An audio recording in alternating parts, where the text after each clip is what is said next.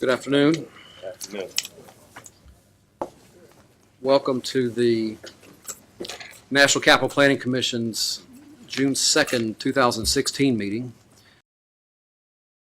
For all in attendance, please note that today's meeting is being live streamed. You can see it on the ncpc.gov website. We do have a quorum, and so we will proceed with the agenda as has been publicly noticed. Agenda item number 1 is the report of the chairman. I don't have any formal remarks, but I would say that we have a long meeting today. A couple items that deserving a very good discussion, but it potentially is a long meeting. The length is almost entirely in your hands. Almost entirely. Almost entirely. Agenda item number 2 is report of the executive director. Mr. Acosta. Thank you, Mr. Chairman, and good afternoon. I just have a few items to report on. On Wednesday, June 8th, our next Speaker Series event will present Memorials for the Future, Designing a Memorial for the 21st Century. That starts at 7 p.m. at the National Archives. As we briefed the Commission in April, the National Park Service, the Van Allen Institute, and NCPC launched this competition, and we'll announce the 3 finalists at this event. After the announcement, we'll also hold a panel discussion that will include Jason Schubach of the National Endowment for the Arts, Janet Eckelman, a prominent visual artist, Brent Leggs of the National Trust for Historic Preservation, and Dr. Edward Linenthal, professor of history at Indiana University. We hope that members of the public, as well as our commissioners, can attend this event. And you can actually find the 30 competition semifinalists on our website at future.ncpc.gov. You may find them very interesting. So we do thank our partners at the Park Service for their partnership on this effort. We also have some personnel notes. We have 2 summer associates who have joined NCPC. Clifton Eiler joined the Office of Public Engagement and is pursuing a urban and regional planning degree at Georgetown University. Clifton? Oh, he's in a corner right there. So there you go. We also welcome back Emily Vachubek, a University of Virginia urban and environmental planning student. Emily is working this summer in our policy and research division. Welcome to Emily. He's over there. Okay. All right. And she actually came back for a second year, so thank you. Finally, we bid farewell to urban planner Dareth Bush, who's relocating to Abu Dhabi. Dareth worked on a number of important NCPC initiatives, including the urban design element of our comprehensive plan, and she also was the initial organizer for our Memorials for the Future competition. We thank Dareth for her contribution, and we wish her all the best in her adventures abroad. Yes. So we thank her, and that ends my presentation for today. Yeah, thank you. Questions for Mr. Acosta? We do welcome our interns, and I will underscore that we will miss Ms. Bush. She was an excellent planner. Wish her well. Agenda item number 3 is the legislative update. General Counsel, Ms. Schuyler. Thank you, Mr. Chairman. I do have one item on which I would like to report. It's Bill H.R. 4487, titled The Public Buildings Reform and Savings Act of 2016. This particular bill contains a number of provisions applicable to GSA and the Department of Homeland Security, but of relevance to the Commission is Section 9 of the bill. This particular section directs GSA to sell, exchange, or by some combination thereof, a portion of the Forestall complex to generate funds necessary to construct a new Department of Energy headquarters on government-owned land, and to do so in a manner consistent with NCPC's Southwest Eco District. The bill also directs GSA to undertake the sale and exchange and construction at no net cost to the government. H.R. 4487 passed the House on May 23, 2016, and was received in the Senate the following day. There's been no action on the bill in the Senate as of yet. Thank you. Thank you. Any questions for Ms. Schuyler?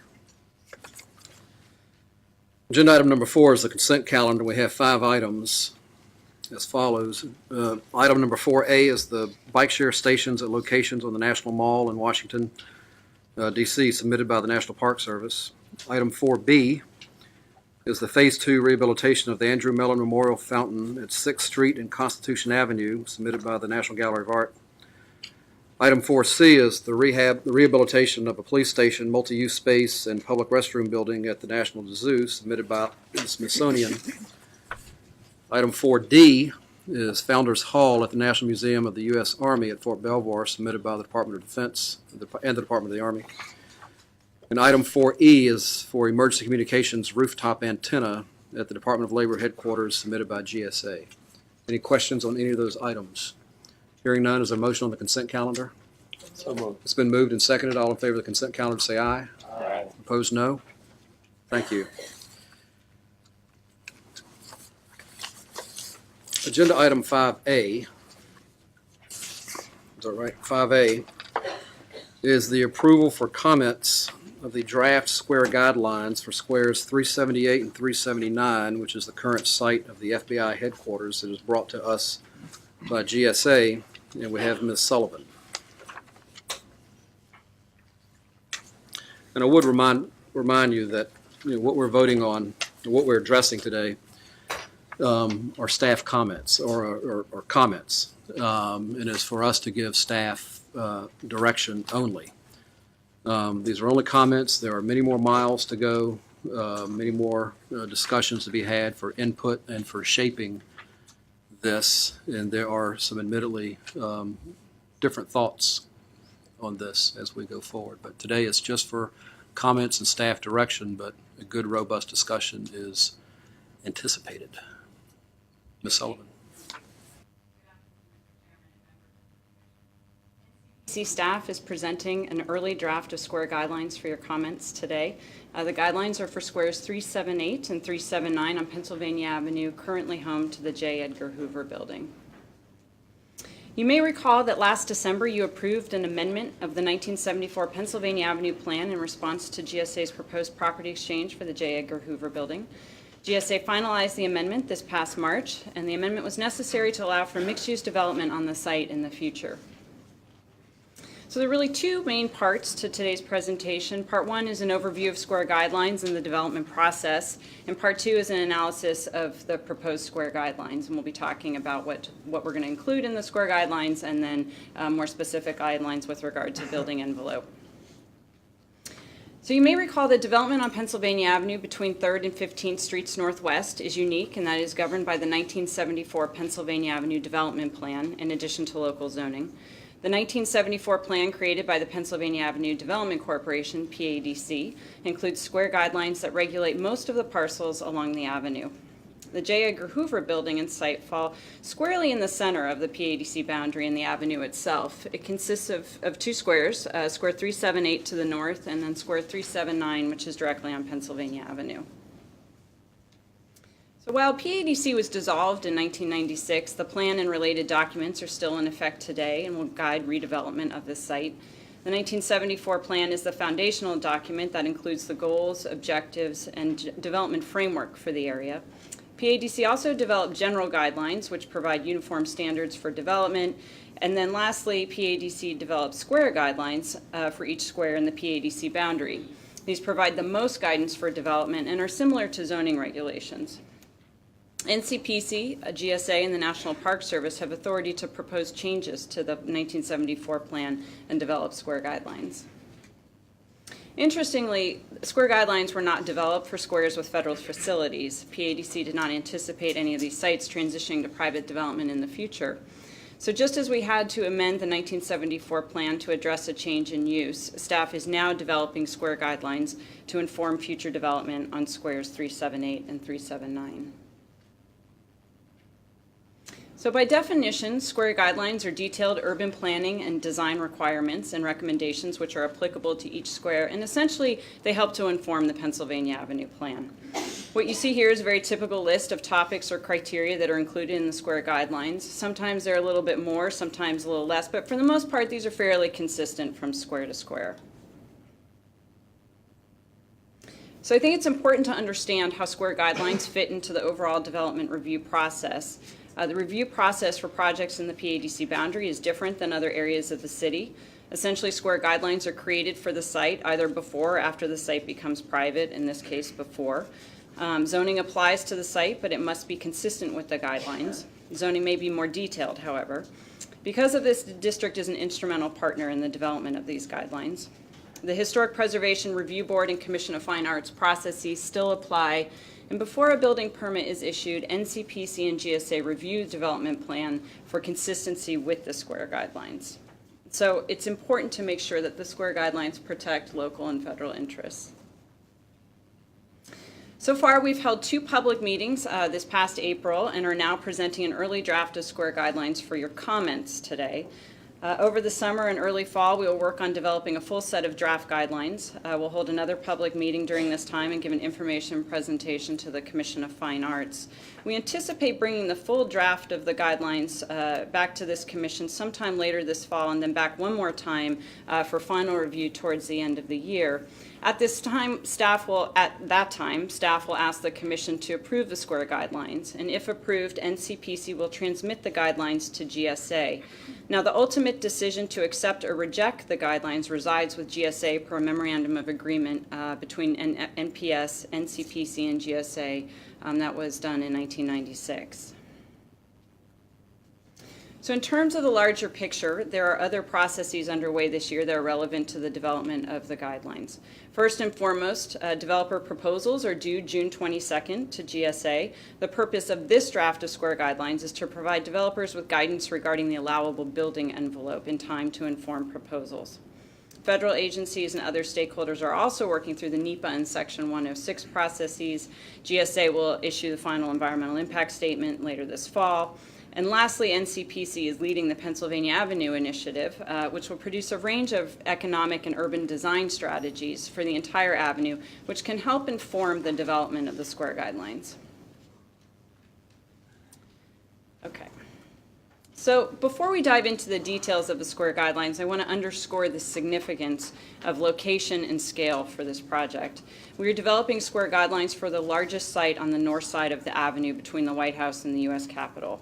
It will be highly visible with development fronting on over 500 feet on Pennsylvania Avenue. It presents an enormous opportunity to bridge downtown with the monumental core and to preserve the civic and ceremonial function of the avenue. So the SQUARE guidelines that we'll present today do 3 things. They allow high-density mixed-use development, including a maximum allowable height of 160 feet on the entire site, unique to any other area in the district. Let me rephrase that. On SQUARE 378, unique to any other area in the district. This will bring people and activity to the avenue, and it will bring significant value to GSA. They provide guidance regarding circulation on the site without being overly prescriptive. Interior circulation will definitely be needed on a site this large. And they maintain the public realm, landscape, and viewshed that elevates Pennsylvania Avenue above other streets in the district.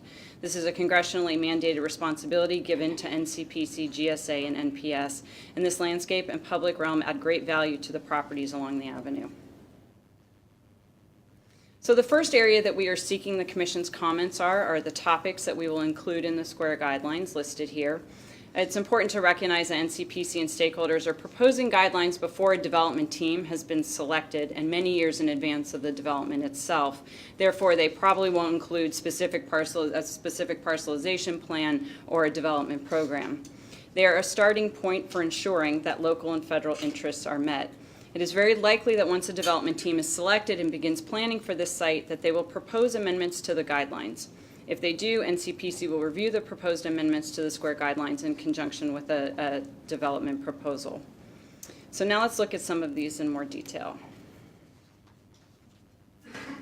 So first is land use. The plan amendment addresses land use in some detail. It calls for accommodating high-density development with a mix of uses such as commercial, residential, and cultural uses.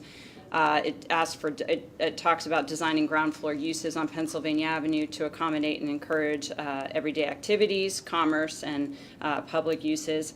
We have an opportunity in the SQUARE guidelines to provide more direction if we think it is necessary. While a specific land use mix for the site will be difficult to determine at this time, as I mentioned earlier, the guidelines could emphasize desired land uses or ground floor uses on Pennsylvania Avenue, for example. The plan amendment does not address the public realm at all. The SQUARE guidelines will provide general guidance on topics related to the public realm, such as ground floor design, landscape, and outdoor uses. All of these influence the character and quality of the streets surrounding the site. And the plan amendment also doesn't address design guidelines, so there's an opportunity in the SQUARE guidelines to discuss facade design and building composition, signage and awnings, rooftop structures, and parking and loading, for example. Okay, so now I want to focus in a little bit more on specific staff recommendations regarding circulation, building height, and build two lines. So circulation is needed throughout the site because of its size. You'll notice that the single FBI building is comparable to the three buildings to the east, which also includes 8th Street and D Street. The plan amendment calls for redevelopment to respect the principles of the L'Enfant Plan by restoring circulation patterns, and this would include D Street. Both the federal and district elements include several policies that support restoring L'Enfant streets when they have been disrupted or closed. So here's a historic photo that shows squares 378 and 379 in accordance with the L'Enfant Plan. D Street continued through the Hoover site shown in yellow across 10th Street until it ran into Pennsylvania Avenue. And this is where D Street ends today. If D Street were to continue in some form, it would have great views of the old post office building and Pennsylvania Avenue. So therefore, staff proposes that the spatial configuration of the D Street right-of-way as designed in the L'Enfant Plan at 70 feet wide be reestablished if squares 378 and 379 are redeveloped. The square guidelines may provide additional guidance regarding the function of this space later in the process. So the next topic area is building massing. This means the overall shape of development in terms of volume. The plan amendment has a clear vision for high-density development and states that building massing and articulation should befit its location, meaning new development should look to its surroundings. Two components of building massing are a height and upper story setbacks. As I mentioned earlier, staff sought to maximize height to allow for significant square footage on this site. We worked closely with the district to determine that through various mechanisms, building A and B, for example, could be allowed a maximum height of 160 feet per the Height Act and certain zoning regulations, even if D Street is reestablished and the buildings don't immediately abut Pennsylvania Avenue. Now, while the Height Act is the final word in the maximum allowable height a building can achieve, square guidelines can further regulate height. Staff has studied the existing building heights on Pennsylvania Avenue, especially the adjacent blocks to squares 378 and 379 for context. Most of the buildings to the west of squares 378 and 379 go up to about 160 feet, including the FBI building itself. And buildings begin to decrease in height towards the Capitol. You also notice the initial heights of buildings along the avenue. The 1974 plan is very clear about these heights being compatible with their surroundings and then setting back to 160 feet to protect views of the Capitol. From an aerial perspective, you can see Market Square here rises to about 140 feet in the foreground, and then beginning with the FBI building, you'll see most of the buildings rising again to 160 feet towards the west. You'll notice 1001 Pennsylvania immediately next door is at 156 feet, and then across the street is the Department of Justice, and it's around 127 feet, similar to other buildings in the Federal Triangle. From the back side of the FBI building, you can see the upper story setbacks at 1001 Pennsylvania Avenue. But from the ground level, you cannot see above the point of the first setback at 88 feet unless you're several blocks away. So therefore, for squares 378, staff recommends that the square guidelines support a maximum height of 160 feet. Staff will provide additional guidance regarding upper story setbacks for D, 9th, 10th, and E streets in the next draft of the guidelines. And then with regard to square 379, staff will recommend the allowable height and upper story setbacks in coordination with the build to line on Pennsylvania Avenue. The result of these guidelines is a significant amount of development. For comparison, the nearby city center project is 2.5 million square feet on 10 acres, about 3 blocks in a park reservation, while squares 378 and 379 total approximately 6.6 acres, only about 2 blocks. With the additional height, they could accommodate between 2 and 2.5 million square feet, depending on the development program and parcelization. This is a lot of development in the heart of downtown. So the last area that staff has addressed in the square guidelines are build-to lines. Build-to lines mean the line with which the exterior wall of a building and the development is required to coincide. For the purposes of this presentation, I will talk about the build to lines in terms of distance from the property line. Usually this is easy to understand because the property line ends at the sidewalk. However, on Pennsylvania Avenue, the property line is in the middle of the sidewalk. The National Park Service has administrative jurisdiction of the space between the curb and the property line and the space between the property line and the building face. So this total distance is about 79 feet. And here's an aerial perspective. This area that is under the administrative jurisdiction of the National Park Service is part of the Pennsylvania Avenue Historic Site. Throughout this presentation, when talking about potential build-to lines, I'll discuss them in terms of distance from the property line, but also equated to the distance between the curb and the building face, so it's easier to understand the total amount of space in the public realm that we're talking about. So build-to lines are an important urban design tool and can influence important factors related to an individual site and an overall street. These include the amount of developable area, the building wall of the street and view sheds, and the quality and function of the public space. In the city of Washington, property lines coincide with the L'Enfant Plan right-of-way lines. With few exceptions, most development builds to the property line. Similar to the blocks surrounding Square 378 and 379, staff recommends that the build-to lines for 9th, 10th, D, and E streets are the property lines shown with the dotted red line here.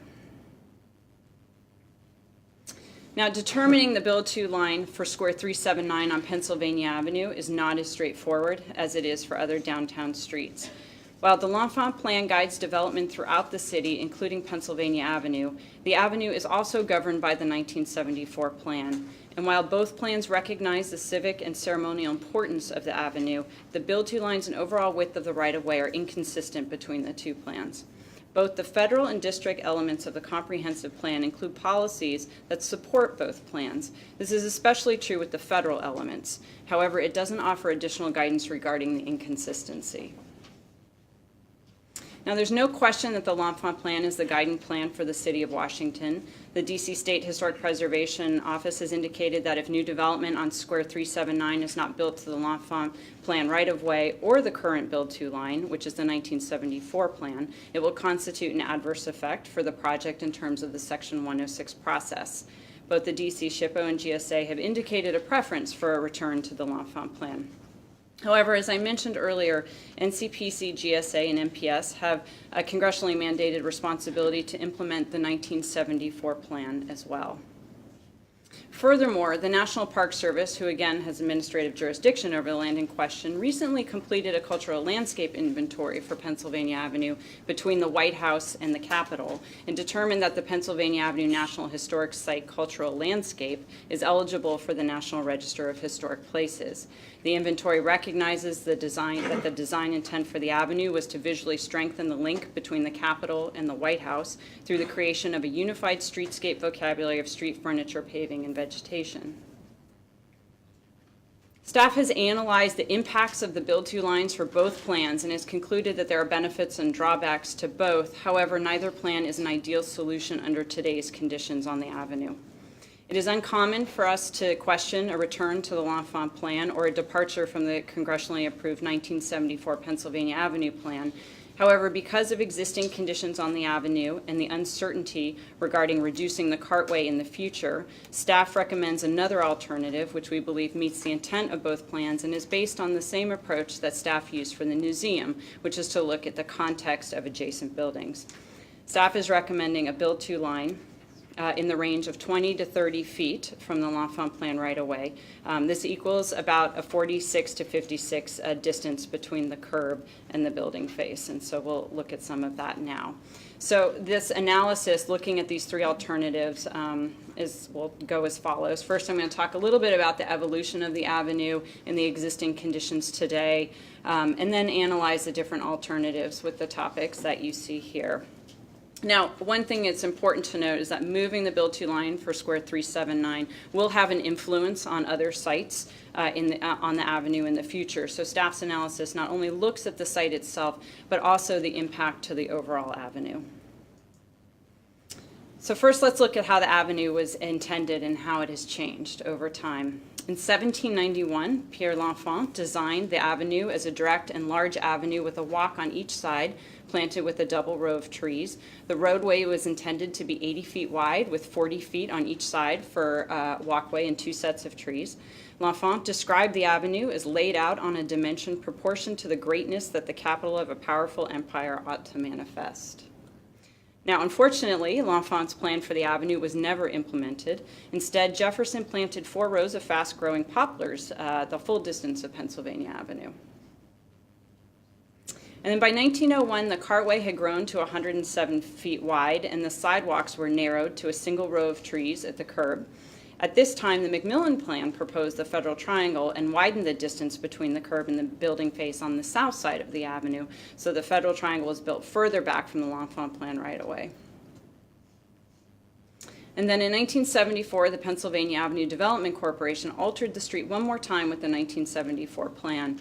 The plan was an effort to revitalize years of neglect and reclaim the avenue's unique role as the physical, symbolic, and ceremonial link between the Capitol and the White House. The plan is very clear about this intent.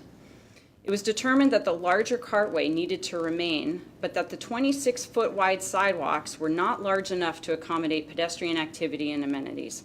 It is interesting to note that at this point, if we return to the L'Enfant plan, this is what we would be going back to, is the 26-foot wide sidewalk. Under the PADC plan, the sidewalk of the avenue's north side was widened by 50 feet in areas where new construction occurred, making it a total of 75 feet wide there. But it was not widened where the historic buildings are, and so those remain at the L'Enfant plan right away. The south sidewalk of the avenue was also widened, but only to accommodate a double row of trees. And for the most part, those conditions are still in effect today. The area in dark green represents where the building sits 75 feet from the curb, largely on the north side of the avenue. And the light green, around 45 to 55 feet, sort of the middle ground. And the red shows where it is 26 feet or even sometimes a little bit less, and that's around the L'Enfant plan range. Now, while it varies, a significant portion of the build-to line on the avenue, the build-to lines on the avenue are at least 45 feet from the curb.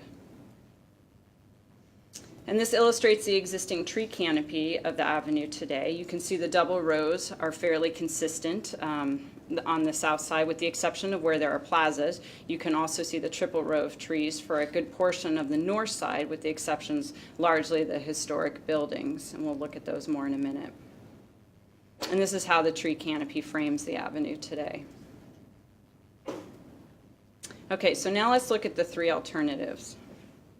So this is a section of the FBI site in the Department of Treasury across the street. This is alternative 1. This exemplifies the 1974 plan and is also what exists today. It has the enlarged sidewalk space for new development, and that's about 75 feet there.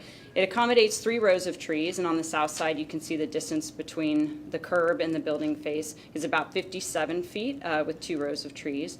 And because the 2 sides of the avenue different, the view of the Capitol is not so centered here. Now, alternative 2 represents staff's recommendation. And just to note, our recommendation supports a sidewalk in the range of 46 to 56 feet. All of the modeling and sections in the presentation show 50 feet sort of as a middle ground. Under current conditions of the avenue today, with the expanded cartway, this alternative creates the most symmetrical view of the Capitol and the most consistent public realm, with approximately 50-foot sidewalks and double rows of trees. And finally, alternative 3 is the L'Enfant plan alternative, which would move the building face forward. Now, under current conditions of the avenue, it would be very difficult to reestablish the L'Enfant plan. In addition to the Federal Triangle setting back from the L'Enfant plan right away, the cartway has been widened. So if you were to allow development on the north side of the avenue to return to the L'Enfant plan, the existing sidewalk would be reduced to 26 feet. Similar to the 1974 plan alternative, this is less symmetrical with the south side of the street, and the view is slightly off center, but certainly this is certainly more symmetrical than the 1974 plan alternative. So So before we did any additional analysis on the three alternatives, we wanted to make sure that they result in developable parcels if D Street was reintroduced in some form. Alternative 1, the 1974 plans, this is the one that's set back the furthest, creates a pretty small developable parcel if D Street is reestablished. Alternative 2, which is staff's recommendation, moves the build to line up considerably, about 30 feet. There are several good examples of comparable development in the city on triangular parcels. And then alternative 3 creates the most amount of square footage or developable area. However, if you assumed an 11-story building, the difference between alternative 2 and 3 is about 120,000 square feet in an overall development project that will be well over 2 million square feet. So one example of a comparable development is the new office building at 601 Massachusetts. Its floor plate is the same as what staff is proposing in alternative 2. This is where the old NPR building used to be. Just to the north is another office building at 655 K Street. The building actually has a smaller triangular footprint than what we're proposing. And here's a residential example on Massachusetts Avenue. Again, this footprint is smaller than what we're proposing. So now let's look at the impact of the build-to lines on the public realm. Staff believes that while the view of the Capitol framed by buildings and trees from the center of the avenue is iconic and very special, it is at the pedestrian scale where people experience the avenue the most. Staff's greatest concern regarding both the 1974 plan and the L'Enfant plan alternatives is that the impact of the build-to lines on the public realm, character, and overall sidewalk space of the avenue today, given today's conditions. So looking again at alternative 1, this is what exists today in the 1974 plan, I think that most would argue that this space doesn't work, not only because of the lack of ground floor uses, but because it really is just an excessive amount of space.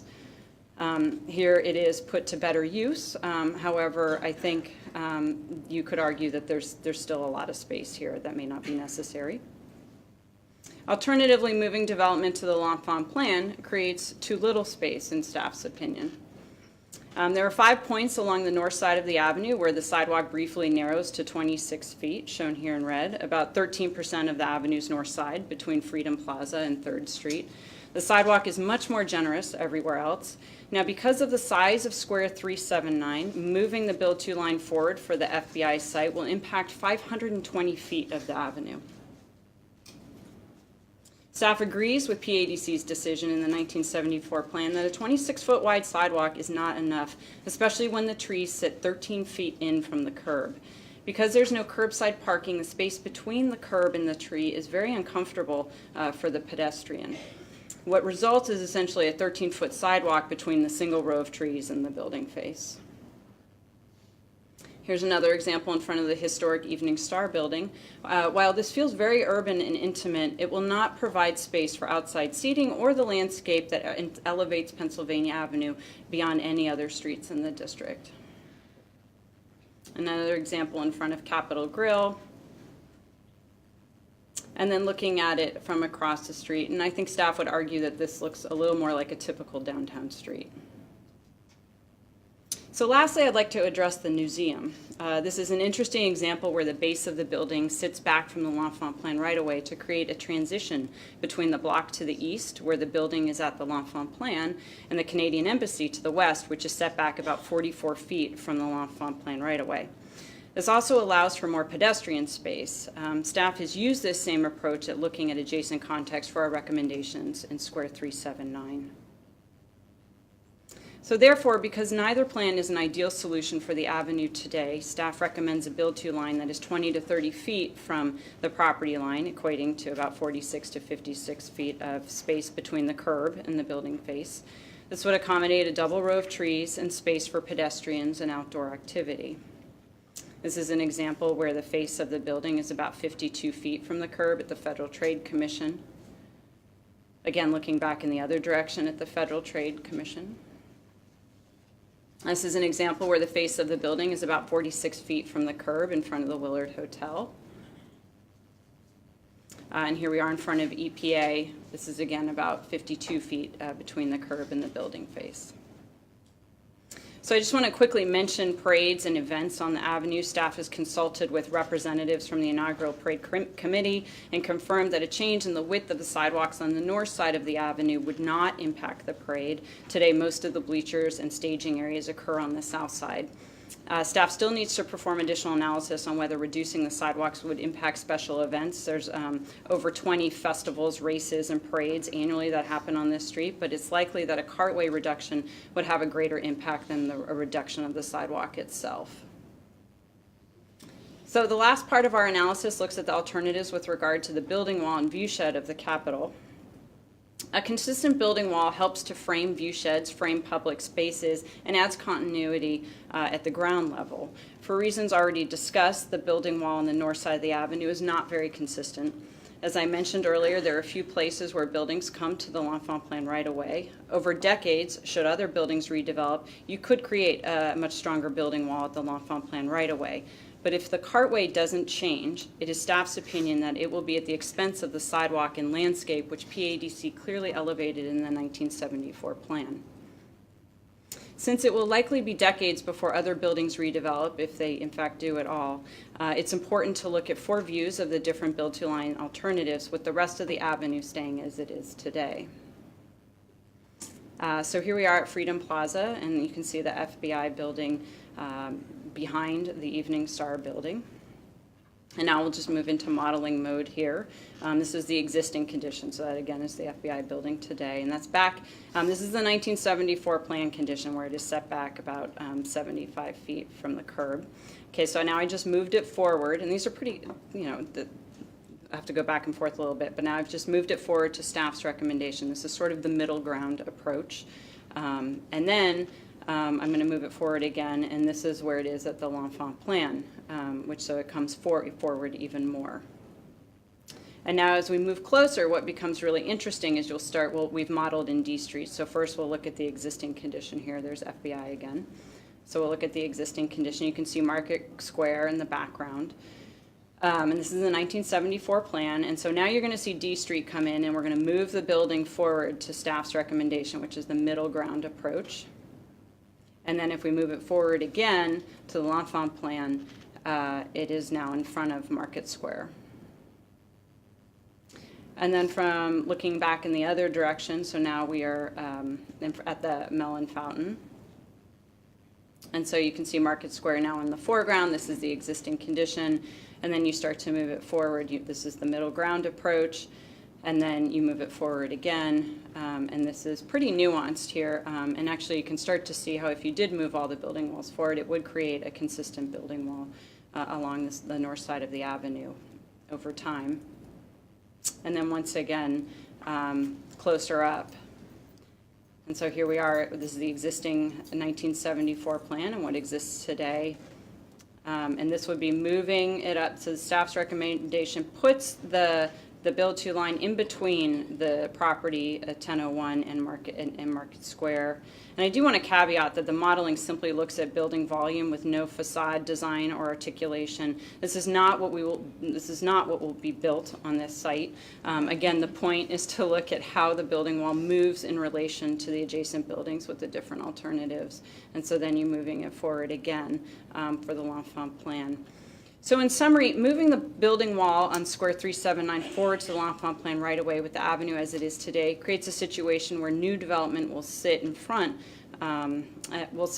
in front of the adjacent buildings. It will only align with the handful of buildings that are already built to the L'Enfant Plan. However, in the future, should other buildings along the avenue redevelop, you could have a strong building wall on the north side of the avenue. But as I mentioned earlier, if the cartway doesn't change, staff believes it will be at the expense of the sidewalk and the landscape, which are critical to the avenue's overall character.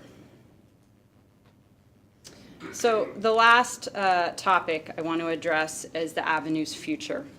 The square guidelines the staff is proposing are a starting point. It is important to acknowledge the uncertainty of the avenue's future and the role this plays in the square guideline discussion. Ultimately, the larger Pennsylvania Avenue initiative underway will either update the 1974 plan or develop a new plan for the avenue altogether. Now, in doing so, agency stakeholders will consider whether reducing the cartway is feasible in terms of the avenue's many functions and the significant public investment required for an infrastructure project of this size. If there is agreement to reduce the cartway, NCPC or GSA can propose to amend the square guidelines at any time and move the build-to line forward. It is also important to reiterate that even if the cartway is not reduced, a future developer can also propose to amend the square guidelines. This is extremely likely considering there are a lot of unknowns at this time. Staff believes that the guidelines that we are proposing today do the best they can to ensure local and federal interests are addressed with the information that we have at hand. We look forward to returning later this fall with a complete draft of the guidelines for your review.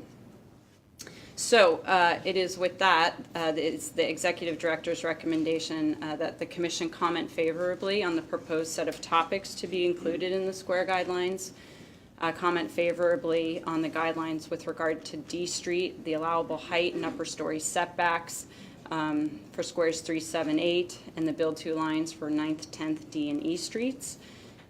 And lastly, the Commission comment favorably on the build-to line in the range of 20 to 30 feet from the property line, and also recommends that NCPC staff work with the public and other stakeholders, local and federal, to prepare additional studies on and analysis on the impacts and benefits of moving the build-to line within the ranges that we've proposed above.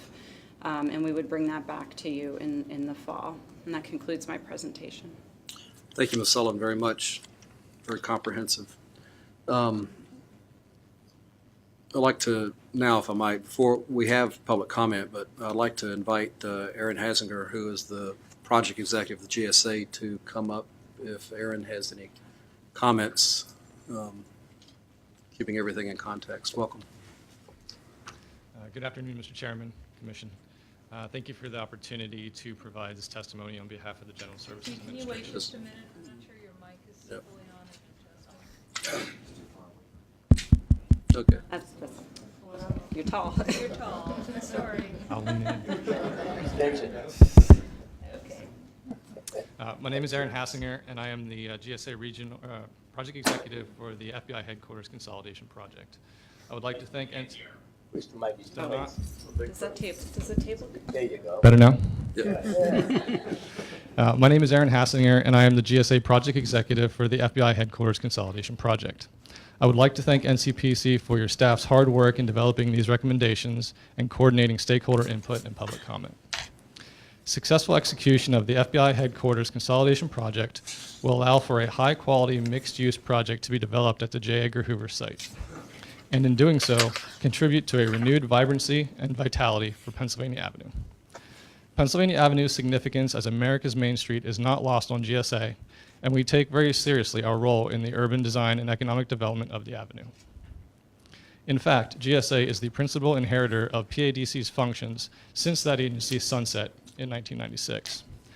The development opportunity afforded by the future J. Edgar Hoover site is an integral part of the federal government's ability to shape the development of Pennsylvania Avenue and in the same time implement FBI headquarters consolidation.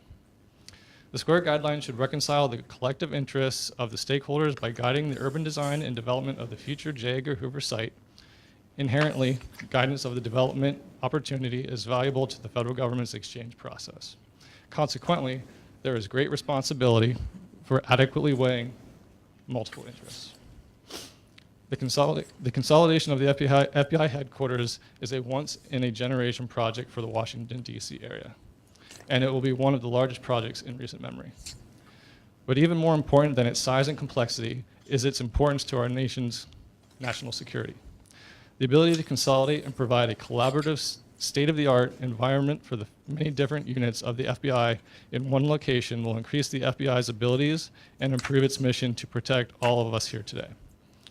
The exchange of the J. Edgar Hoover site, defraying a substantial portion of the cost of the FBI consolidation, makes what we do with the square guidelines extremely important to our nation and for planning and national security reasons.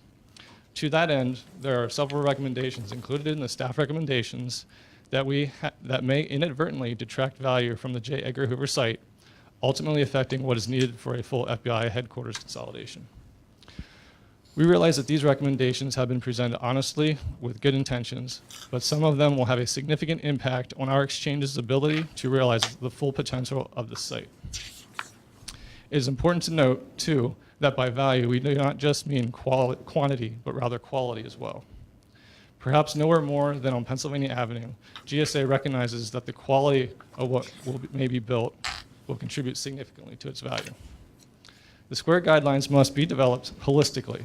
Individually, each element of the square guidelines must have its own merit, might have its own merit. However, subjectively combining individual elements that together appear to be internally inconsistent has the potential of negatively impacting the site's design and contribution to the avenue. From a value perspective, all of the elements should be connected. Absent a holistic approach, GSA might be inclined to employ alternatives outlined in the PADC MOA. That being said, we don't foresee this happening, as GSA is fully committed to the continued improvement of Pennsylvania Avenue and is working diligently with NCPC and other stakeholders to that end. I would like to take a moment to describe some of our specific concerns. GSA supports the inclusion of the topics to be considered in the square guidelines, but we are concerned that those topics are addressed in the proposed comments as individual elements rather than a cohesive, coherent whole, resulting in a level of detail and prescription that may impair value and negatively impact urban design quality. GSA also supports achieving a maximum height of 160 feet, but given the recommended build-to line range for square 379, coupled with the desire for upper story setbacks, we do not believe any of these elements can ultimately be accepted in isolation. A robust and viable mixed-use development will generate the desired activity on Pennsylvania Avenue, and we acknowledge that the value of restoring D Street from both an urban design and historic preservation perspective. However, the LaFont plan was realized with buildings built to the Pennsylvania Avenue right-of-way line on the north side into the 1970s. Restoring D Street without also moving the build-to line out to the property line is a condition that runs counter to the potential value, historic preservation best practice, good architecture, and planning principles, and together compromise the feasibility of redevelopment of this site. The recommended range for the build-to line on Pennsylvania Avenue limits the ability to fully realize the redevelopment benefits of squares 378 and 379. We understand that there are varying opinions on the potential redevelopment of squares 378 and 379, and our goal is to work with all the parties in the coming months to reach consensus on square guidelines. We realize and embrace this effort for its importance in achieving planning objectives, in allowing the FBI headquarter consolidation project to move forward, in helping the city realize new economic benefit, and for the continued success of America's Main Street. Mr. Chairman, I thank you again for the opportunity to respond to staff's comments. Thank you very much, Mr. Hasinger. If you could, do we have a copy of his comments? I will submit one. Could you submit them to us at your leisure? Yes. Great, thank you very much. And we'll get them distributed to the commission members.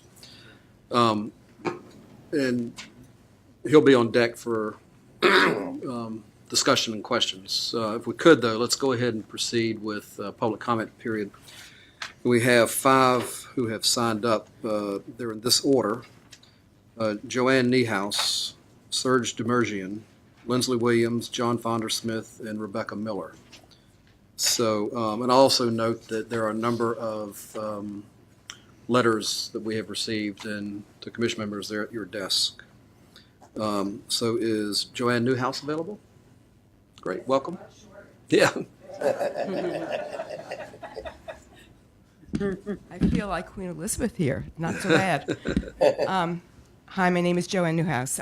Briefly, because we only have 3 minutes, I used to work at PADC. I was Director of Project Development. My first project was the Willard Hotel. I have not written testimony, but notes for me. I will give it to them. I will give the notes to you so you can copy them, distribute them. But I'm going to depart from the notes, from what I've just heard. The 3 important points that I was going to make were framing the avenue's vistas, animating the avenue, and items that are critical to be included in the square guidelines. Okay, so I was going to talk about the 50-foot setback. There are 3 times in the past that NCPC has approved a 50-foot setback. The first was in 1964. This setback was not set up in the Pennsylvania Avenue plan. It evolved from 1964, the President's Council on Pennsylvania Avenue, chaired by Nat Owings of Skidmore, Owings, and Merrill, with Frederick Guentheim, Daniel Patrick Monahan, William Walton, and Dan Kiley among its members. It was a very esteemed group. Okay, the second time, 1969, report of the President's Temporary Commission on Pennsylvania Avenue, again with Nat Owings as chairman. Monahan was then vice chairman. The third time, the Pennsylvania Avenue plan, which had an environmental assessment and 106 review that accompanied it and was reviewed by NCPC before it went to Congress. All these plans had a 50-foot setback. The only place where it's not set back 50 feet were historic buildings that were determined that were valuable to maintain. The only thing that happened after that was because of NCPC approving changes. The PADC square guidelines for the block where the museum is had a very limited element into the 50-foot setback to match up with the corner to frame the vista of the National Gallery of Art down 6th Street. What happened was the museum had a huge program. It was a very vital program, and it was determined by NCPC to allow the building to be to use up more of the 50-foot setback because of what it was.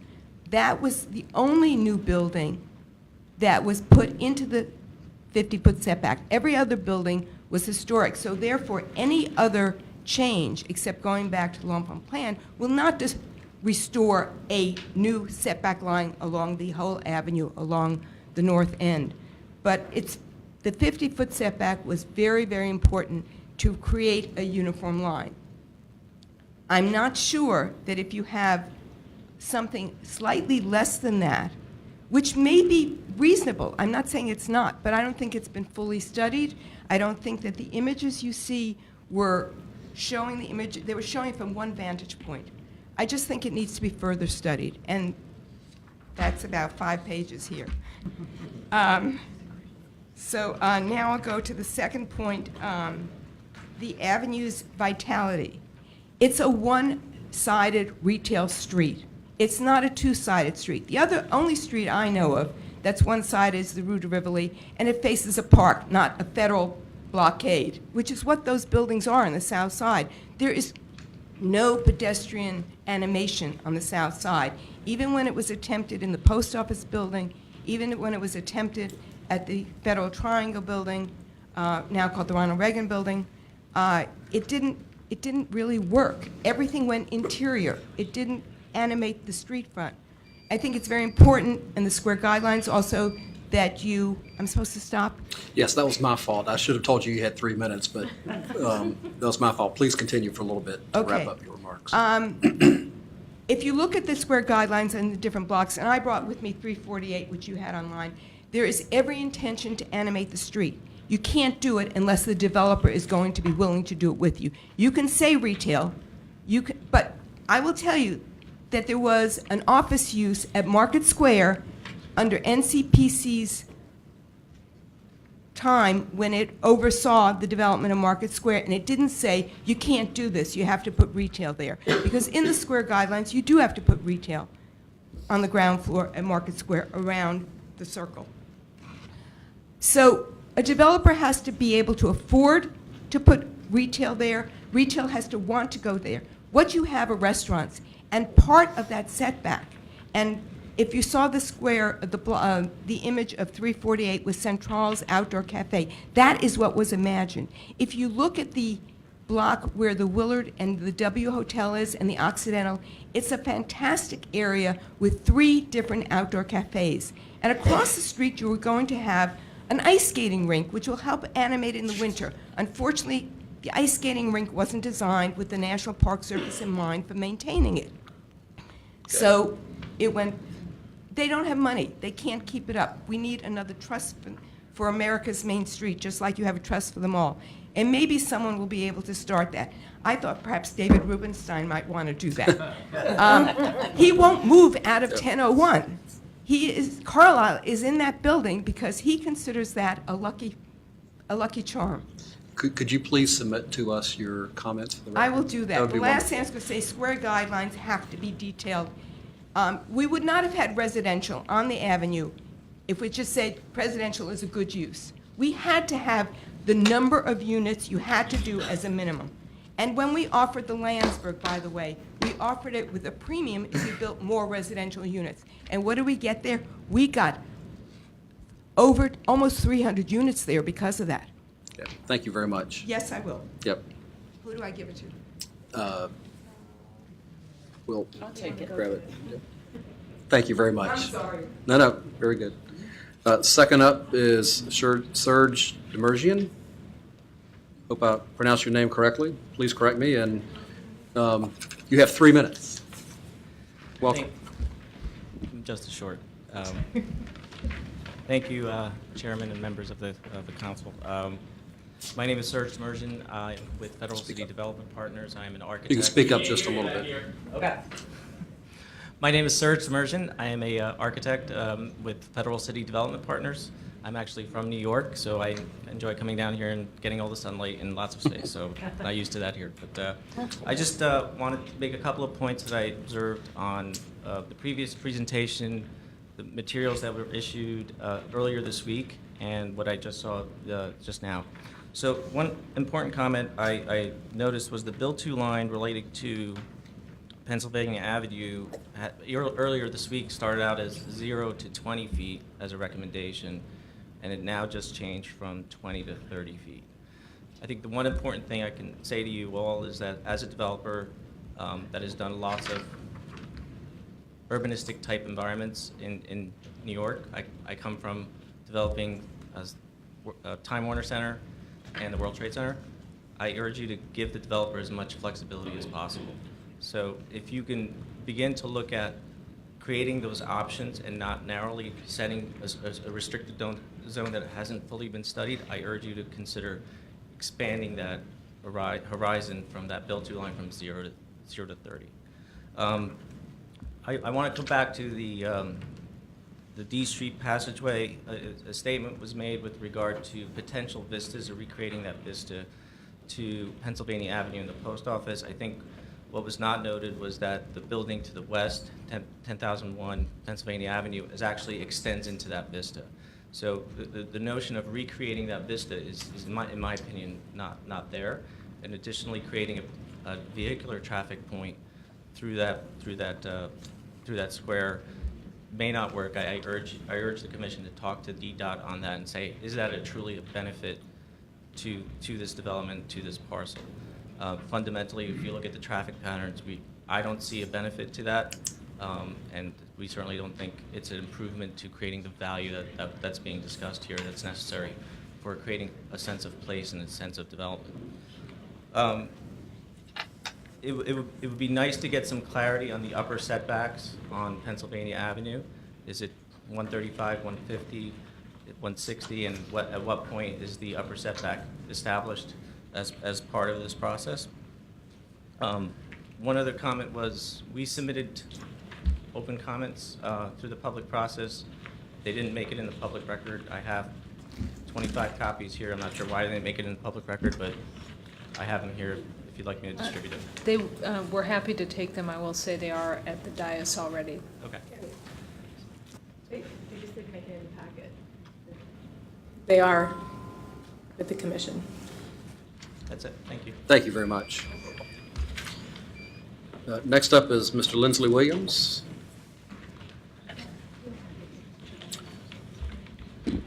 Good afternoon, Mr. Chairman and members of the public here. My name is Lindsley Williams, as the chairman announced.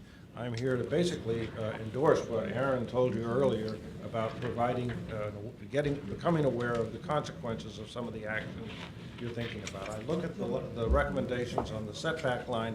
I understand what Diane is saying in terms of why she believes that 20 to 30 is right, but I also am so glad that she brought to you the museum picture, because it showed something that came in substantially and that opened it up in a way that is creative. That kind of thing should not be, the first 19 feet need to get back into the zone of contention. That's the point here. And let the development process explore how to make it all work, to give level surface at the sidewalk level that will work, and at the same time not lop off the opportunities that the whole site could have. NCPC has looked at closings of streets before and openings. And I would just say that in the context of the ballpark, the closing of P Street was satisfied by having what I would call a court niche. It sort of said, oh, here's where P Street used to go. Here we have a street that's been closed for decades, and it's narrow. It has, and to try and force it open at this point, it seems to me further eats into the development potential. And with the 1.5 minutes that I have left, I'm going to look at Council Member Chairman Mr. Mendelson and just say that the council has a process in development of legislation where they call up for consistency with other laws, consistency with the comp plan, and a fiscal impact kind of a statement. I believe that NCPC shouldn't necessarily have an added member that's from the Treasury Department, but it really could use a more formal process to say, how does this translate to potential for realization of gains? This is real estate that will become taxable to DC, and to take away as much footage as some of these options propose. 100,000 square feet on Pennsylvania Avenue, that's not chump change. It is real money that belongs to come in here, and to have it be written away, half of it, by this kind of a statement at this stage in the game seems to me to be premature. So let's put in the potential to go back to zero, potential, not a decision to go to zero, but the potential to go to zero, and let's even possibly go back and say, do we really want to open up D Street the way you've been proposing it to, or can we get better value and a good quality project by opening up the parameters beyond what the guidelines would have in your comments as proposed by staff? I made it in 3 minutes. Thank you, Mr. Williams, very much. Thank you. Next up is John Fondersmith. Mr. Fondersmith, welcome. You have 5 minutes. Thank you. Followed by Rebecca Miller. So, Mr. Fondersmith, welcome. Yes, thank you, Mr. Chairman, members of the commission. I'm John Fondersmith. You may want to speak up. Testifying before the Committee of 100 on the Federal City, and we're pleased to provide these comments. I think the key thing that we want to stress is that this obviously is a key site in the future revitalization of Pennsylvania Avenue, which is part of this greater Pennsylvania Avenue initiative. The Committee of 100 has long been concerned with the revitalization of Pennsylvania Avenue, and in recent times we've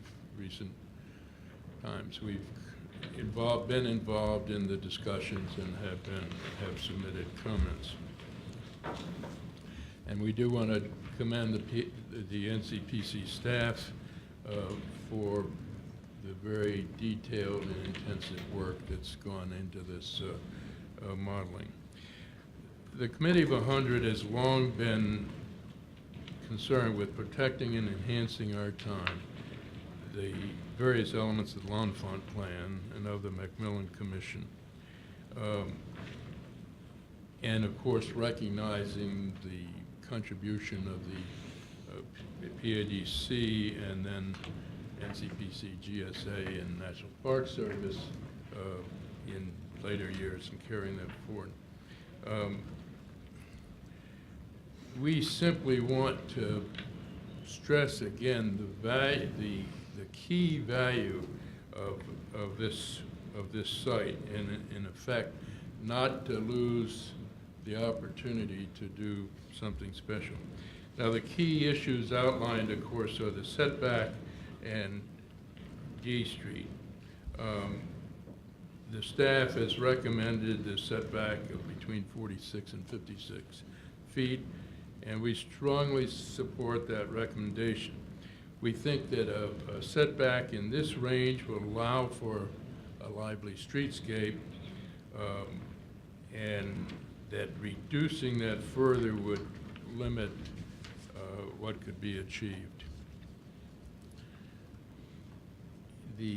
This kind of setback maintains an impressive avenue situation, but also allows for activity. The proposal to open D Street in some way between 9th and 10th Street, we think raises a number of issues that clearly need more study. And the committee generally supports opening l'enfant plan streets in most cases. However, in this case, we don't think there's a good reason for reopening D Street as a traffic way, and that seems almost to create more problems than it would solve, especially in a traffic sense. The NCPC staff is, I think, primarily suggesting reopening D Street as a pedestrian passageway, and we think that has some merit. But again, the key point is, if you have to look at both of them, Pennsylvania Avenue lively versus the impact of opening D Street, we think it's clearly more important to achieve the animation along Pennsylvania Avenue. And one thing we suggested in our previous comments was that D Street might be continued through the building in an arcade fashion to, in effect, express that route of D Street, but allow more flexibility in design. So you are certainly at a key point, and I think we think that if you look at the FBI building today, and here we are 40 years later after it was open, and most people feel, gee, there was a mistake there. So this is very important as you move on into this next stage to make the decisions here that really will animate the avenue. So we look forward to the next stage and in this important project. Thank you. Thank you very much, Mr. Fonderson. And then Rebecca Miller. And you have 5 minutes. Thank you. Welcome. My name is Rebecca Miller. I'm the Executive Director of the DC Preservation League. Thank you so much for having me today. I'm here today to testify on behalf of DCPL. We're Washington's citywide nonprofit advocate for preservation and protection of the historic and built environment of our nation's capital. DCPL is participating in the Section 106 undertaking under the National Historic Preservation Act as a consulting party, and thus far we feel like the process is going well. I would, however, like to address a few points in the report that are of concern to the organization. As noted in the report, local interests include a strong desire to revitalize the avenue, redevelopment of squares 378 and 379 provide a significant opportunity to increase the economic vitality within this vicinity of downtown.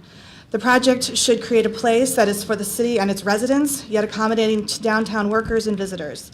The project should also reinforce the importance of Pennsylvania Avenue and the principles of the L'Enfant Plan. The principles of the L'Enfant Plan are being ignored, however, on Pennsylvania Avenue. As currently written, the staff is recommending a 20 to 30 foot built-to line from the property line, build-to line, which is in direct conflict with the goals of the comprehensive plan of the city's goals of having a mixed-use, vibrant connection to the downtown commercial areas.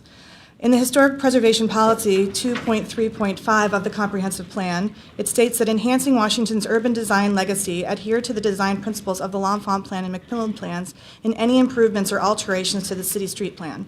Where the character of the historic plan has been damaged by intrusions or disruptions, promote restoration of the plan through coordinated redevelopment and improvement of the transportation network and public space. Slide 13 showed a historic photograph of Pennsylvania Avenue with D Street open, an important element to restoring the L'Enfant Plan, and one that the DC Preservation League supports. However, a setback of 20 to 30 feet or more from the building line on Pennsylvania Avenue would greatly diminish development opportunities on the avenue. The sidewalk from the curb to the building line is 26.5 feet. Adding an additional 20 to 30 feet would all but deny a successful development on Square 379. In order to not be in conflict with the comprehensive plan's historic preservation elements and to not be considered an adverse effect, reinforcing the L'Enfant Plan right-of-way may in fact be the more appropriate option and most beneficial for the development perspectives of the City of Washington and its residents and visitors. This option, nor the development impacts, have not been fully considered, and DCPL urges that the Commission instruct the staff to further study allowing construction to the historic right-of-way line and also include the consulting parties in this discussion. I thank you very much for your time. Thank you very much, Ms. Miller.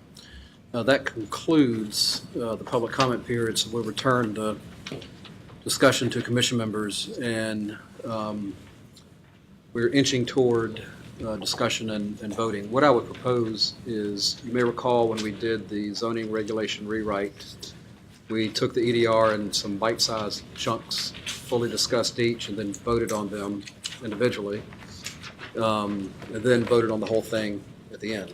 We would propose that we proceed along those lines. Looking at your EDR on pages 4, 5, and 6 are the sections A, B, C, and D, really A, B, and C, that we would discuss and vote on individually. They are, for discussion and voting purposes, they are severable. So is there any objection to proceeding in that orderly fashion? Hearing none. Not to bias you, but first up is Section A, and as Ms. Sullivan noted, there's nothing particularly controversial about this, I don't think.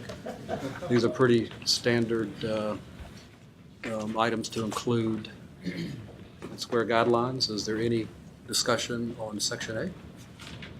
Hearing none. Is there, Ms. Excuse me, Chairman Bryant, I think if we could have a motion on the floor. Yes, let's, for discussion purposes, is there a motion to, on the EDR as a whole, as written, so that we can get it in proper form? It's been moved and seconded. It's been moved. We're just getting the EDR before us for discussion purposes, so that we can then vote on the individual pieces, just procedural matter. Thank you for that. Again, is there a motion and a second? I think there was on Section A. Any further discussion or any discussion? Hearing none. All in favor of Section A as written, say aye. Aye. Opposed, no. Thank you. Section A is adopted. Section B is the addresses restoration of D Street, building height to 160 feet, and the setback requirements. And this may engender some discussion. Or not. Mr. Chairman, can I start with an easy one, I think? Please. I just had a question in the staff report on page 15. You were talking about potentially not recommending any sort of meaningful connection over the spatial configuration if D Street is open. And I didn't see a lot of discussion on the reasoning behind that. I was just wondering if we could have a little bit of discussion on that. Yeah, this is something that we just need to study further with, our stakeholders, and we haven't brought that notion to the public. So we have, with the city, I think, agreed that the notion of using the zoning term for meaningful connection works for multiple buildings above the D Street right-of-way, depending on how D Street goes in, if it is actually with traffic or not. I mean, I think some people have voiced concerns about having a meaningful connection over an actual dedicated right-of-way. So we're going to come back. So we haven't made a definitive decision on that yet. So. Additional discussion on Section B, D Street, the height and setback. Ms. Wright? I think, are we talking about if we vote up and down on this, are we also accepting the notes? Because I don't think that we are totally comfortable with the comparison with City Center. I don't want to get bogged down in that. But for the record, I don't think that we completely agree with that comparison. The notes can be amended? Do you have recommendations? I think we would move to strike that comparison. Could I ask what the discomfort is, that it's not accurate, or just that you don't? Well, again, at this point, we've got so much to discuss. I'm not going to die on this hill, but we don't necessarily want to get into the whole conversation of the FAR and all of that stuff. I mean, it would bog us down. So if there's an objection, we'll go with it, but we just want to mark on the record that we're not sure that it's an apt comparison. You want to propose an amendment? Strike it, move to strike. Sure, but we move to strike. Second that. Been moved and seconded. Is there discussion on the proposed amendment to strike the note relative to city center? I would comment, I mean, I think I had some discomfort with that comparison as well, because we're kind of venturing beyond the shape and form of the building, and I don't really want to get into the issue of, you know, what the developable square footage is, or how apt that comparison is. So, I mean, perhaps for different reasons, but still, I'm happy enough to strike it. That's right. Ms. White? Just to share this, I thought it was really helpful, and just in thinking about just generally what could be built there. But I understand the sensitivity to getting into a discussion about it, but I didn't read that as a sensitive issue, I guess. So, I think it's a helpful comparison, but it's something that I would normally expect to see in the discussion as opposed to something that's in the EDR itself. Yeah. I don't recall, is it in the report as an analysis, as part of the analysis or anything, or is that the only Yeah, mention? yes. No, I know it's on page 4, but in the deeper, Yes. okay. It's deeper in the. All right, well, it's noted in the text then. Mr. Chairman, could you just clarify, was there a motion There on was, section B? And then amending that to strike the note? There's a motion to strike the note regarding city center from section B. But we have moved section B so that we can We have vote not on moved that. Have not yet done that yet. So, Okay. Let's go ahead and move, someone want to move and second section B, and then we'll take up the amendment. It's been moved and second, section B has been moved and seconded. Now the amendment is before us, and that's been moved by Ms. Wright and seconded by Mr. Dixon. Now we amended it. The amendment. Is there any further discussion on the amendment to remove the city center note? All in favor of removing the amendment to remove the city center note, say aye. Aye. Any opposed? No. One no. Mr. Mendelson. Okay. So now section C, for discussion purposes, is there a motion to move section C? It's been about section A. No. Section B first. Do- Is the amendment. Oh, I'm sorry, we haven't voted on section B. Is there a motion on section B as amended? It's been moved Second. and seconded. All in favor of section B as amended, say aye. Aye. Opposed, no. Okay. Now, section C is, for discussion purposes, is there a motion to put section C before us? So moved. It's been moved and seconded. Section C is up for discussion. Sure. Section C is the bill 2 line. Shaw. So once again, I want to thank the staff, and I know that our staff's been working really closely. I know that in having conversations with my design group, like every level of my office has been working with this. We're working with the folks in the Wilson building on this, and I just think that we feel like we need to continue to have a conversation about this Bill 2 line and how we think this impacts, you know, this is sort of bigger than planning in some instances, it really is. The moment I feel the weight of the mayor and some of my pay grade people above me, but I just feel like in the end that I think we're really close. I think those conversations are happening, but I know that we want to, as an office, refine and bring together all of our thinking and make sure that we're able to present and work with NCPC in that way. So I don't think we're comfortable with approving this, and if it was an option to sort of defer this to for consideration at a later meeting, possibly in the fall, I think that would be something that we would be interested in having happen. So I don't know how I do that, but if we could move to consider this at a later date after some discussion, that's what I would say. Let's talk about it. Mr. May, you're the owner. You have thoughts on this? I personally would Yeah, not like I to have defer many on. thoughts, and the Park Service has many thoughts, and I'll try to say what I can about it. I think that we have, well, first of all, I just want to say that for what we have in front of us, I mean, the concepts, the comments on this is a conceptual review at this point.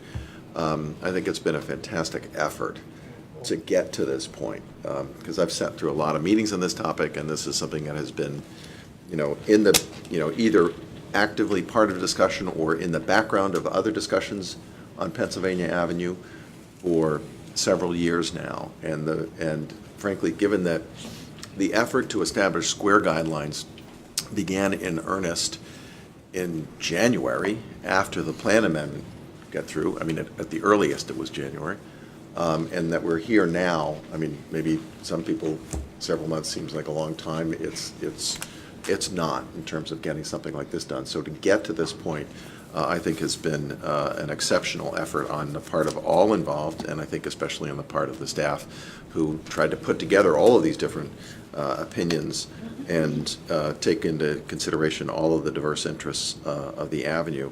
And I think also that the fact that this is being done in such a thoughtful manner at this stage, given the importance of it. And of course, we had several people testify about the importance of this particular decision that's before us. And then there's the fact of the public input, and I think we've gotten a smattering of that today, but I think that there's quite a bit of strongly felt opinion about that in the public realm as well. I think that we are, the Park Service, of course, the land that would be taken up by moving the build-to line from the current location any closer to the street, that's all land for which the Park Service is responsible. And, I could save Ms. Wright the Grand Canyon speech. She's already heard that. But in essence, parkland is parkland, no matter where it is. And so we have the same obligation to stand up for that and protect it, no matter where we are. However, given that, we also have a responsibility to the broader notions of the Pennsylvania Avenue Development Plan, the L'Enfant Plan, the McMillan Plan. I mean, all these things are part of what we view as our domain.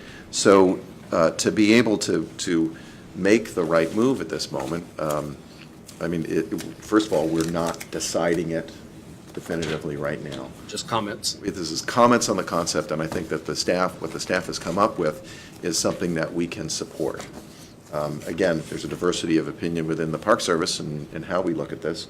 And of course, we are essentially a preservation organization, so we feel very strongly about preserving not just the L'Enfant Plan, but also the Pennsylvania Avenue Development Corporation's legacy on Pennsylvania Avenue. That's an important part of what we look at. It's not just a single moment in time, but it's that continuum. And of course, the period of significance runs all the way to 1996 or 92, whatever it is. So I think that we're very supportive of the staff's recommendation at this point. We also, I think, understand that not everybody is there. And other people with very strong interest in it, like GSA, like the mayor and the city agencies who are involved. I mean, there are many, many players who have a role. So I think that, the notion that we might defer defer is the wrong word. I think that we would ask for further study from the staff of that question of how far the build-to line might move, I think is perfectly reasonable. The mere fact, again, that we've gotten to the point where we're comments on concept at this point, I think is remarkable. I really thought that at this stage, we'd be doing an information presentation and just sort of briefing the commission about it. But the staff has been able to move significantly and get agreement on a lot of these points, and I think that that's what we should be focusing at this point. We've made a lot of progress, and there are just some issues that require a little bit more conversation, and I'm sure it'll be undertaken in a thoughtful and considered manner, and all of the passionate views that need to be heard will be heard in that process. So to clarify, you support I would support the EDR as written, but I would have support also simply asking staff for further study of the setback line. So to look at the 20 to 30 feet, but also to look further at the L'Enfant, moving it all the way to the L'Enfant Plan. I think that's a perfectly reasonable approach. But I also would say that we should be looking at the full range of potential adverse effects, not just the L'Enfant plan. It's not the only piece that we have to look at. It's the entire context of the PADC plan and the all these different stages that have been developed. I mean, even what happened on the south side of the avenue with the Federal Triangle and that development.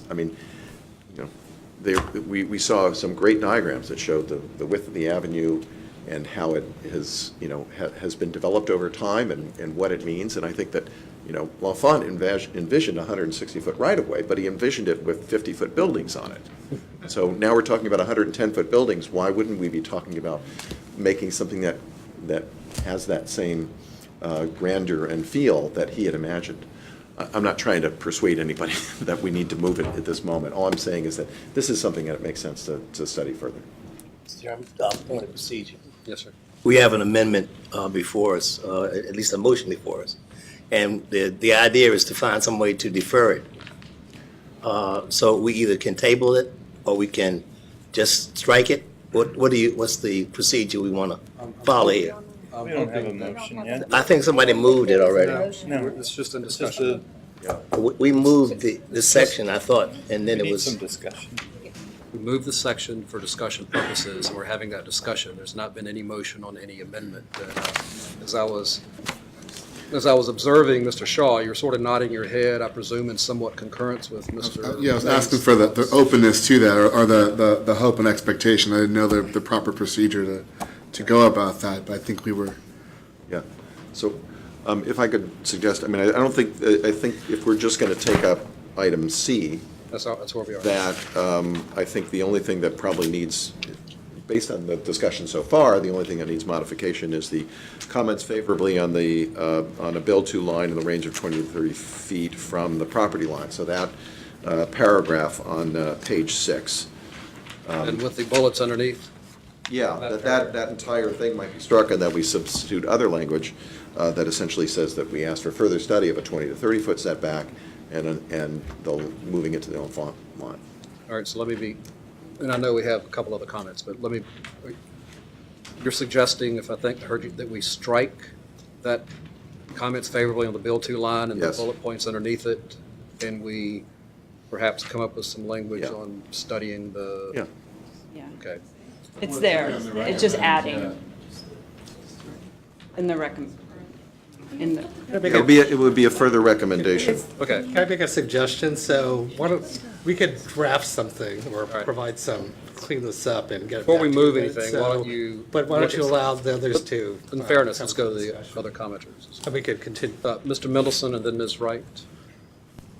Thank you. I thought that Mr. May's last comment about Pierre Lafont envisioning a 160-foot right-of-way with 50-foot buildings was interesting, and I'm not quite sure where you were going with that. Except that my thinking, I've given some thought to this argument about the Lafont's original plan, and I think it's a kind of a cute argument because it disregards the planning that's taken place since then, the McMillan plan and then the PADC plan. And I think to go back to the 1790 plan is really not in the best interests of the monumental city. And that's part of what motivated me to come here today. And so I suspect that where we're going to go is we're going to take this one paragraph out, but I want to speak to the issue as I'm hearing it. And what I'm hearing is that, well, first of all, that this was before us today because GSA is going to go out and try to start getting the expressions of interest, I forget exactly what it's called, later this month. And so it would be helpful to have these guidelines or a sense of where the guidelines are going to inform what the developers are going to be bidding on. But yes, I get it also that maybe it makes some sense to look at this more carefully. But the motivation, it seems to me, on the part of GSA, with all due respect to them, is economic. They want to maximize the development potential from this site, and I don't blame them as a property owner. But Pennsylvania Avenue, if nothing else in this city, is about planning. It's about the ceremonial aspect of it. It's about the, the civic purpose of Pennsylvania Avenue. That more than maybe anything else in this city. It is, it's the nation's street. So when LaFont did the plan, I did a quick check on this. The population of the United States was in 1790, 3,929,000 people. The population of the Washington, D.C. statistical metropolitan area is 9,331,000, 3 times the national population. He envisioned a grand street, and some of you may remember that for a century afterwards, people laughed at how silly it was that we had this very wide right-of-way that was muddy, and, why did we do that? But we now recognize that for the nation's capital of what we think is the most important country in the world, we want a Grand Avenue. And that Grand Avenue is not just simply 160 feet or 100 feet, what do we call cartway, but it's the setbacks of the buildings as well. And so some folks say, well, these setbacks contribute to a dead zone at night. And I would argue, well, what contributes to a dead zone at night is office use. And we have office use surely on the south side and office use on a lot of the north side. If you want a lively streetscape, it's not that you narrow that street. It's that you bring purposes, uses, retail, and restaurant. So think about the restaurant at 11th and Pennsylvania Avenue where there's a restaurant and there's activity at night. There's no activity in front of the FBI building, but it's not because of the setback, it's because of the uses. And so what we're doing there is some people are saying, well, we want to make this lively, let's narrow the street. And then I think not just simply of the views, not just simply the grandness of the avenue, but then important events like the inauguration. So yes, staff checked with the inaugural committee, but I can tell you it's pretty crowded on Pennsylvania Avenue in the inauguration. And that setback is useful, regardless of what the inaugural committee says. And you see it with where they put the bleachers, and they're not able to put the bleachers everywhere because the setbacks aren't as great in some places. So I really think that in the name of economic development, we are short-sighting the value and the intent and the purpose, the grandeur of that avenue. So I would disagree with this recommendation because I think it's too narrow. It does not mean I would vote against it if I thought that the folks who want it to be even narrower were to have the majority of the votes. But I feel pretty strongly about this, that this is one of those few occasions when what is before us really is of the monumental importance of this city. And so we need to be thinking of it that way and not in terms of economic development. The staff recommendation, or the staff presentation, I think was excellent in looking at what could be. And there is development potential for this site north of Pennsylvania Avenue. And it may not be, what was 100,000 square feet and more, it may not be, out of a 2 million square foot project. But it's still there, it's still usable. And so in any event, I disagree that it should be narrowed, that we should be revisiting the PADC plan. But I certainly disagree that we should be going to where the 1790 plan was. Thank you. Ms. Wright?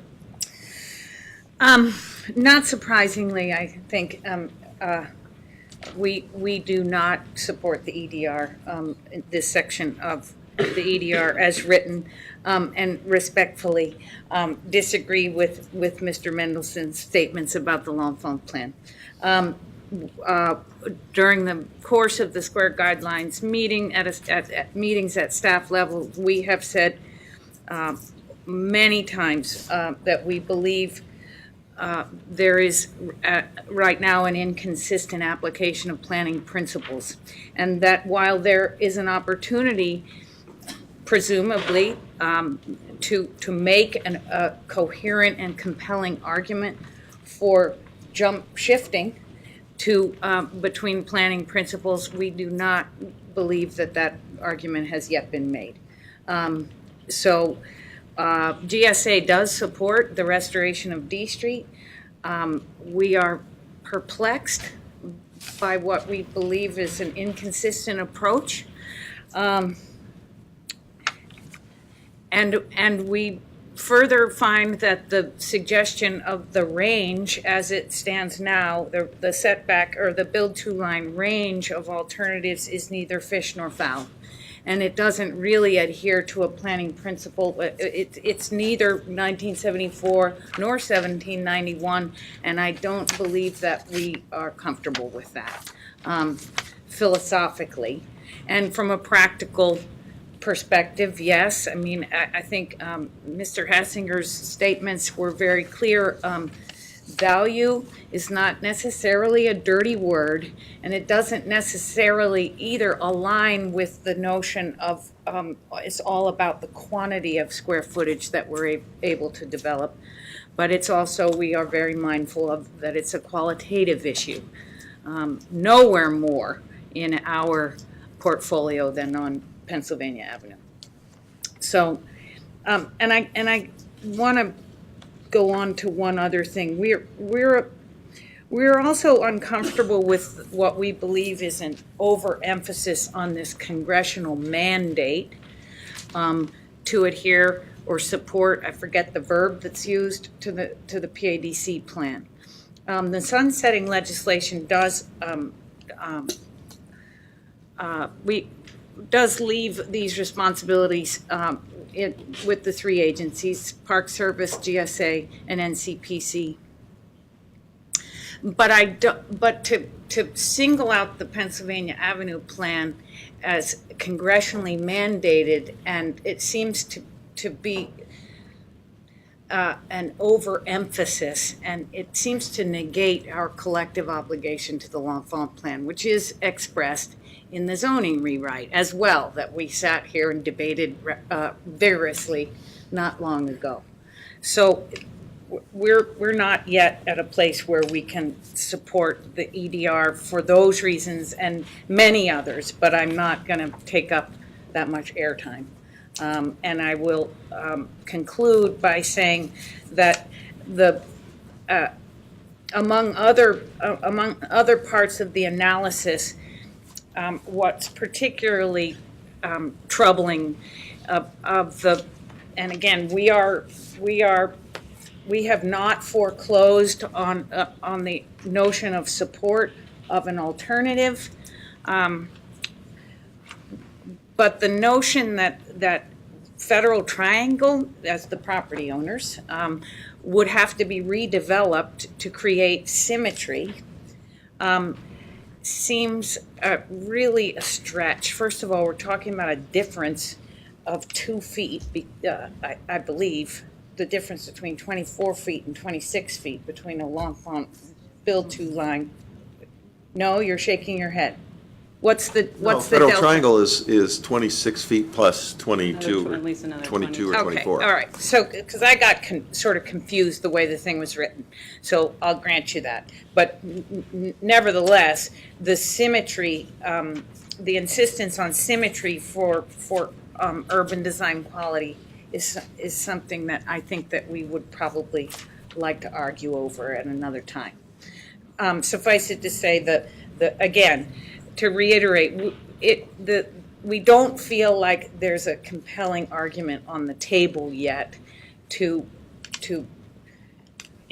on the one hand, say that the restoration of D Street is necessary, and then turn the corner and say, but then we're going to jump shift and refer to the Pennsylvania Avenue plan. And yes, I mean, we are concerned with value, as everyone should be who's a taxpayer. It's not something that we can divorce from the entire enterprise.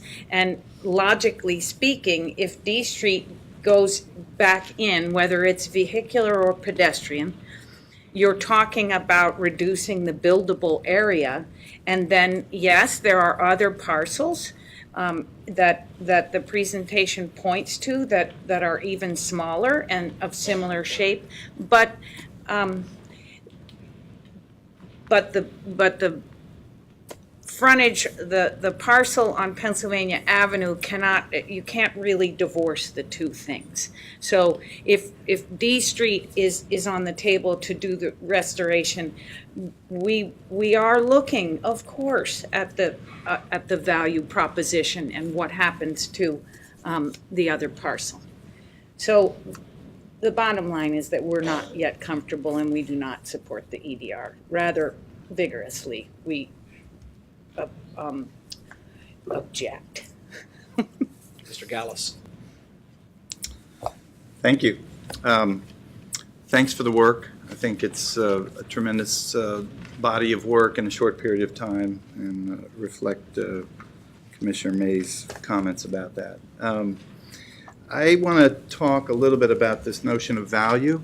I think that the reason that this is such an important topic is because the value of this site is ultimately based on the quality and value of the avenue.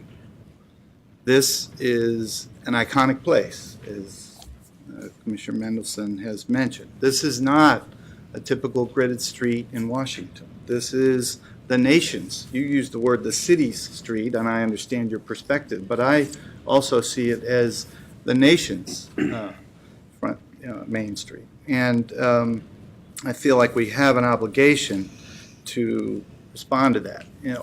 So if we were talking about the same development on a different street in Washington, we would not be talking about value in the same way, and I think that's the point about why it's about Pennsylvania Avenue and that quality of that space. Ms. Wright, you mentioned the notion of it's not a valid planning principle to look at No, I said one or it's the other. inconsistent.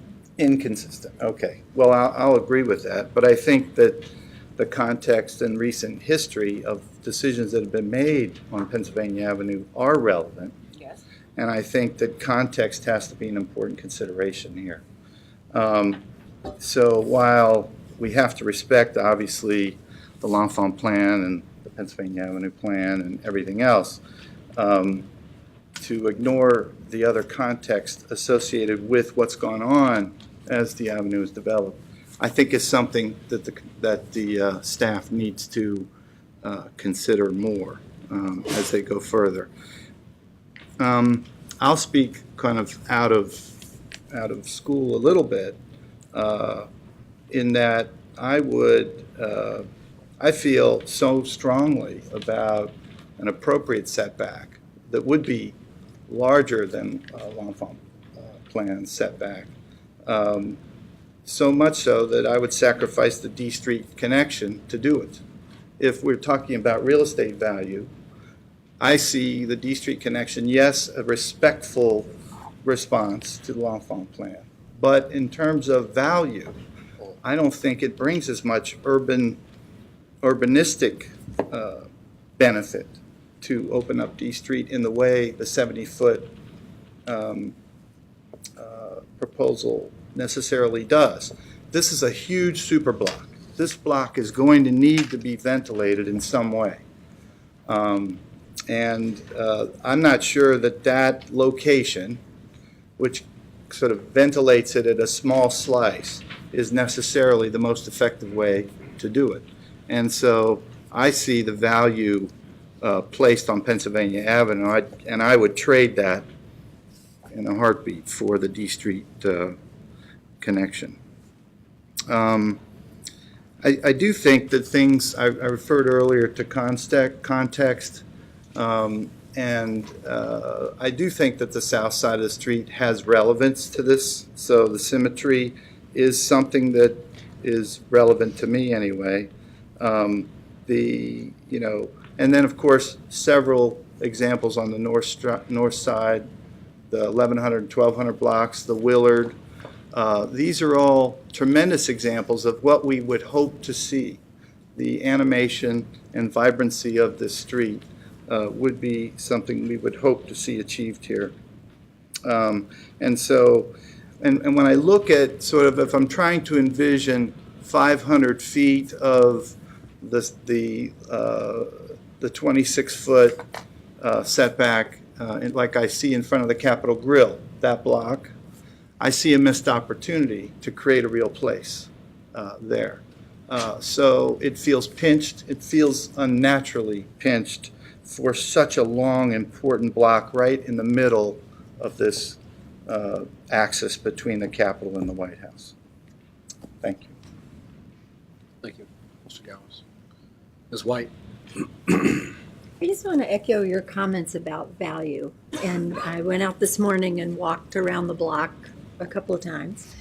And, you know, putting, this may be heresy, but putting the two plans aside, it's a really wonderful space. I mean, yes, it's not animated. The FBI building is very forbidding, but 3 rows of trees for a solid block in the middle of a downtown, not to mention that it's on Pennsylvania Avenue, is a pretty precious place. So I really compliment the staff. It had to be a struggle looking at these 2 plans that have very opposing guidelines for this area and trying to figure out what's the right thing to do in this unique opportunity. And I would love to hear the Grand Canyon speech again, Peter. I think it's really important to think about that public space, and this notion of value kept ringing in my head, and now which plan, you know, congressionally mandated. We have to pay attention to both plans, but we also have to do the right thing. And Pennsylvania Avenue is a very special place, and as the at-large member, it is a national treasure. And the opportunity to turn that space into something really grand and wonderful seems like a huge mistake. I think that I would fully support the EDR as it's written, because it's a guideline. You can come back later and change this if you want to. A very clever architect could build something so that if the cartway is ever changed and it's reduced down so the L'Enfant plant made sense in today's day and age, then you could add to the building. But, I mean, you are gaining value by this recommendation versus the PADC, not, you know, instead of looking at it being taking away value if you went to the L'Enfant plan. So I think it was a very hard thing to find a balance, and I think you did it well, and I think the arguments are sound. I sympathize with you in wanting to defer it so that you can get everybody on the same page. But I don't know how this gives guidance to a developer for proposals if we don't pass it today as it's written, because it has the recommendation for further study. Things will be adjusted as we go, but if you can put that out there and give people a chance to respond and see if you get the value that you need. I love what you said about 9th Street, because I was thinking the same thing, or D, rather. No, 9th, D, right, going through. I mean, to me, what we do on Pennsylvania Avenue is the critical piece of this development, and the PADC didn't even comment on it because they never imagined that the FBI building would come down. So how often do we have this kind of opportunity to do something on Pennsylvania Avenue that really preserves the public realm, has this amazing oasis for pedestrians, and you can animate it at the same time? I just think it's really important. The compromise, I think, is a sound one. So I would advise that we pass it today as written. Mr. Shaw. Mr. Chair, I mean, I just want to note that we're doing the study around animation. We're understanding our obligations as the State Historic Preservation Office. We're understanding the fact that north of Pennsylvania Avenue has transformed so much. Just us imagining how different downtown is to what it was in 1950, but back to what it's going to be. That's the conversations that we've been having. And so we've been fortunate in having the conversation with NCPC staff, and that was the gravity. And understanding that we want the highest and best value as well. We understand the capacity for this to be one of the most transformative projects in the district, like in the district's identity as well as our identity as the nation's capital. And so, as I'm sharing those conversations, that's a lot for us, and I know that for GSA and for NPS and, for us, that those are conversations that are happening. Those are conversations that we've been going back and forth with Marcel and with our staff. So I just want to note that the deferral, the question for more consideration isn't, it really is understanding how big a deal this is for the district. That's where I think that we're at as well. And also understanding our charge by our plans and by our charge of the State Historic Preservation Office to once again go back and sort of consider and do all things possible to be true to the L'Enfant plan. So there's a tension happening just even in my head right now on this. So I want to just sort of lift up the, sort of where we're, the multiple things we have to consider ourselves within this space. Thank you. Ms. White. Could I just ask a question, and maybe this is a naive, uninformed question? But if we deferred this to work this out, could we push back the deadline for getting the proposals? I mean, what is the magic of that deadline? I guess that is a naive question. So like, we can't possibly push that First, back. but I mean, I'll let Aaron answer that question. But the what I'd first ask. order of business is that my understanding of the EDR as it's written, regardless of what how one finds the content in terms of planning and preservation and urban design, is that embedded in the EDR is a notion that we are moving forward and continuing to talk about it. So we're not talking about a deferral that says, let's take this up later. It's already sort of inherent in what's written. I mean, the content notwithstanding, the notion that this is a finished piece of work is no one's conceiving it that way. Correct. Right. So we're not talking about, well, let's table it for 6 months and come back. Okay. Aaron, would you like to answer the question about delay? Briefly. No. Thank you. No, I think the June 22nd date is a very important date to us because it does hinge on, it's the pivot point for a lot of other things that we have to do. As we get the proposals in, it's going to be a long effort depending on the number of proposals we receive over 3 different sites, which are up for selection. There's a lot of work that needs to be done after that, and the longer we would delay this is that much longer it takes to get FBI into a new headquarters, which they very desperately need. So we're not really looking to push that date for much of anything, if we can avoid it. Thank you, Mr. Hassinger. If I could. Just a very brief comment. Yes, I just please. wanted to reiterate, first of all, I'm in support of Mr. May. I think the direction that we were going to set to have additional time to consider the 0 to 30 feet. And I think 2 things that came up today. First of all, 3 things. The staff report, I think, stated well the difficulty of trying to pick a line when they're not really understanding what's going to be there yet. So it has to be an iterative process, and I think that's a very important point to underscore in our function to push a little bit more time to study the 0 to 30 feet. 2 things that came up in the testimonies today, though, the Federal City Development Partners, I believe it was, had mentioned that they weren't really aware of why the 0 left the staff report, so I think we're kind of putting that back in, which is important. And then Mr. Hassinger, I just wanted to underscore the fact that one of his comments maybe wasn't picked up on the mic because he was talking softly, did say that there are 2 points, and that is quality and quantity. And quality is just as important as the quantity. So, and I think we all are concurring on that. That's my comments for today. Thank you.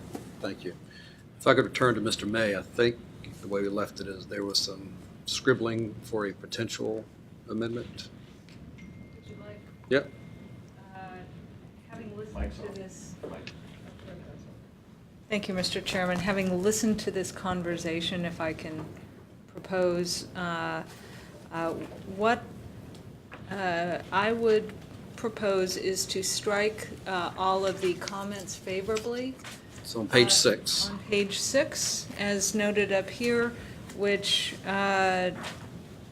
so the commission will not then sort of provide direction on the specific setback, but would then amend the following, where it says recommends that NCPC staff. So you first strike The whole the paragraph? comments favorably and all of those bullet points. Correct. Okay.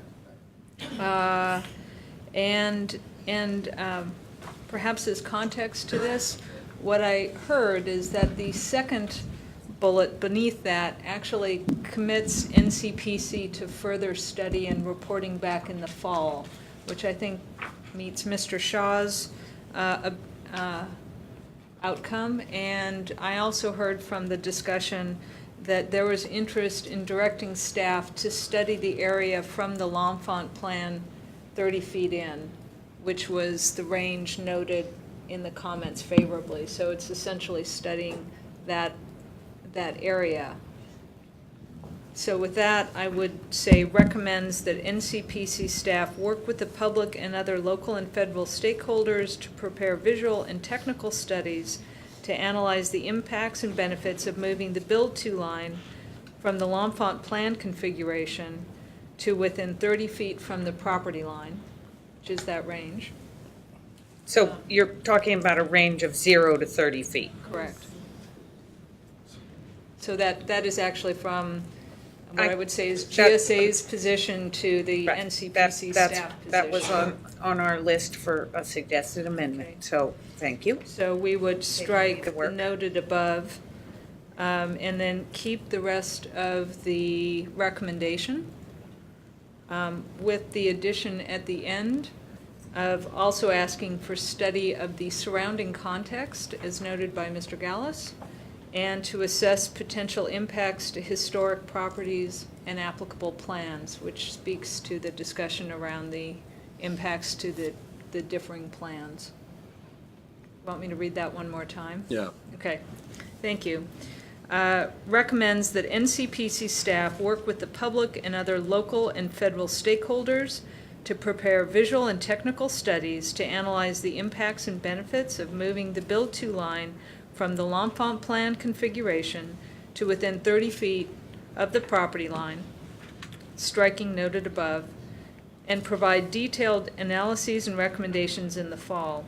The analyses should look at impacts and benefits to the building wall on the north side of the avenue, the symmetry of building walls in the avenue, the public realm, landscape, and developable area, the surrounding context, and assess potential impacts to historic properties and applicable plans. Repeat after the surrounding context, please. And assess potential impacts to historic properties and applicable plans.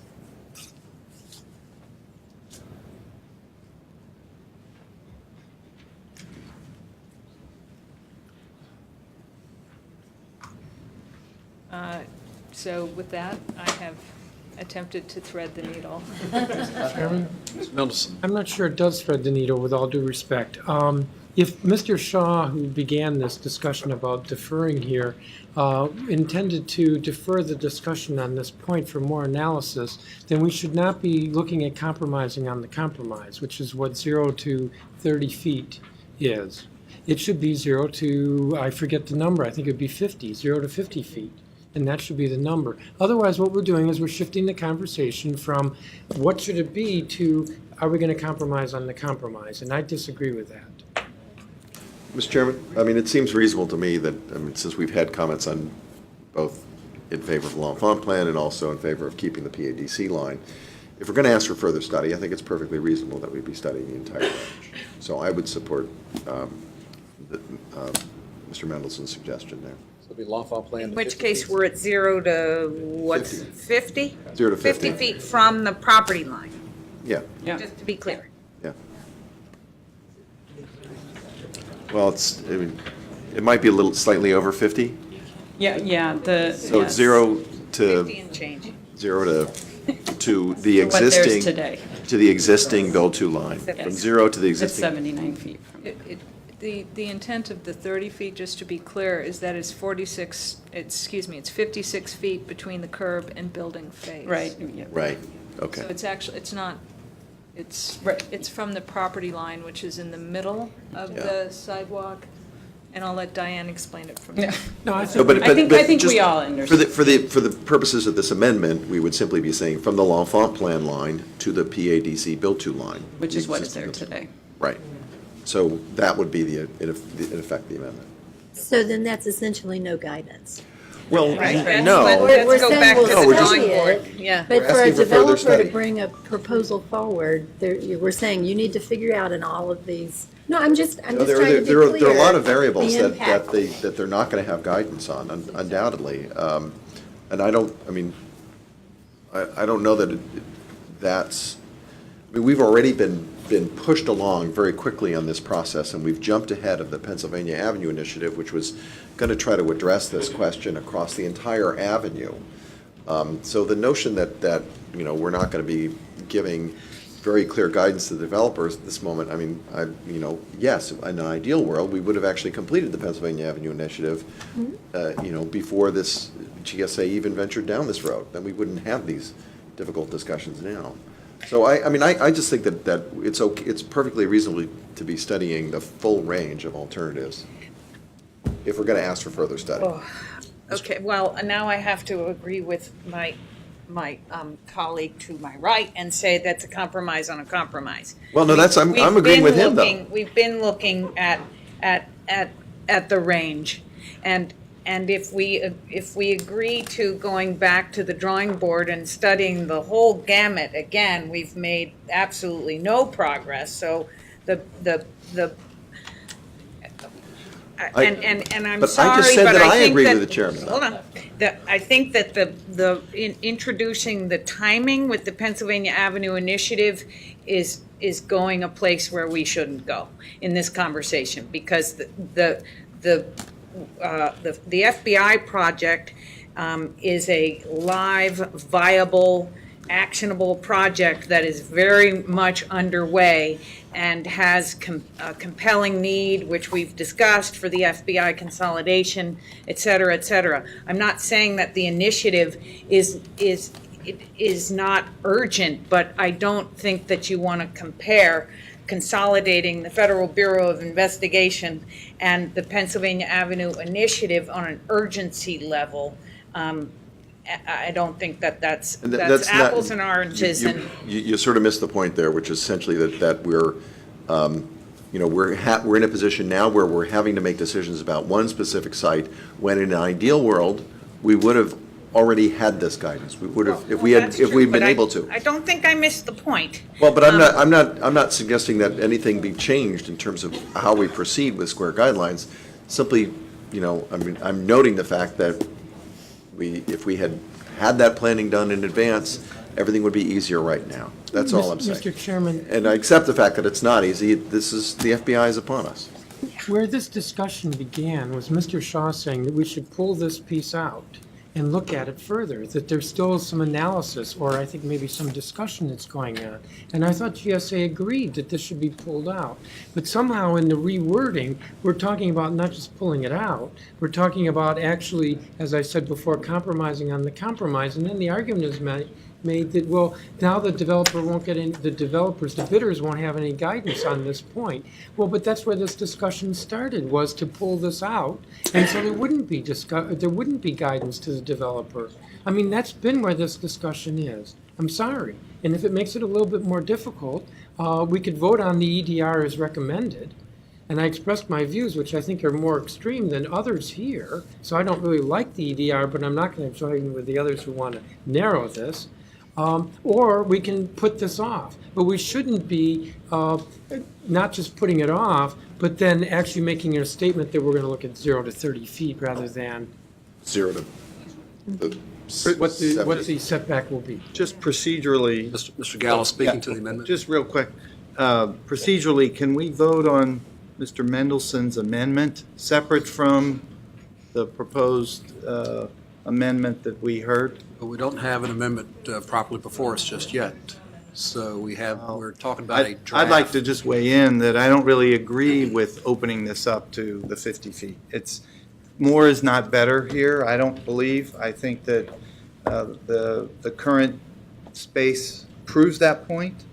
And so I do agree with Ms. Wright that should not be part of what we're now considering, this amendment. So the amendment has been before us, reworded. It's not moved yet, but it's L'Enfant plan to 50 feet and change as a more precise number. But is that the latest? Well, 0 to 30. The way they originally conceived it was 0 to 30. And Mr. Mendelson suggested that it would go wider than that. I was open to that suggestion. I'm not getting the sense that anybody else is supporting that. So I would go ahead and move the language that was suggested by NCPC staff. 0 to just so we 30? can sort of move this along. 0 to 30? Yeah. We would support that. It's been moved and seconded, but let's not rush. Let's make sure everybody understands what we're doing.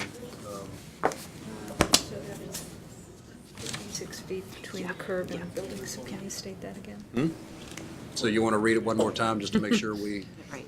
You have it right. Right, okay. So I'll just read the top part if that's... Sure. recommends that NCPC staff work with the public and other local and federal stakeholders to prepare visual and technical studies to analyze the impacts and benefits of moving the build-to line from the L'Enfant plan configuration to within 30 feet from the property line. That is, Which, that's both the L'Enfant plan and the middle ground approach staff's recommendation. That, I believe, has been moved and seconded. and who moved and seconded that? Move. I seconded. Peter and Tom. Is there further discussion? I That's right. have a question. I just want to be clear. Does the reference to context include D Street? Are we considering D Street part of context? Because we came today, we've pretty much internally settled the notion of D Street. We're prepared to go in that direction, but it sounds at some point like we're flirting with giving up on what is a pretty fundamental tenet of even the zoning, of the restoration. But D is in section B. Right, We've but already we've already accepted D, but. I know, but I'm asking, that's why I'm asking for, because context is a pretty broad word, and I want to be clear and on the record that it's not, we're not bringing that back into the conversation. Or are we? So I think the thing that we all have to keep in mind is that this is still just comments on the I concept.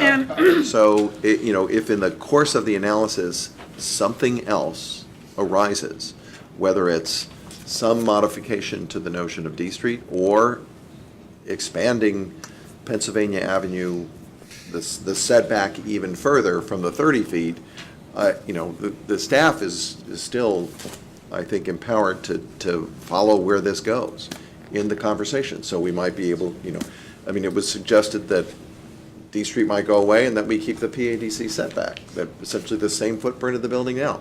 I'm not saying that I support that, but that very well could come out of the analysis. So, in short, I think D Street is part of context.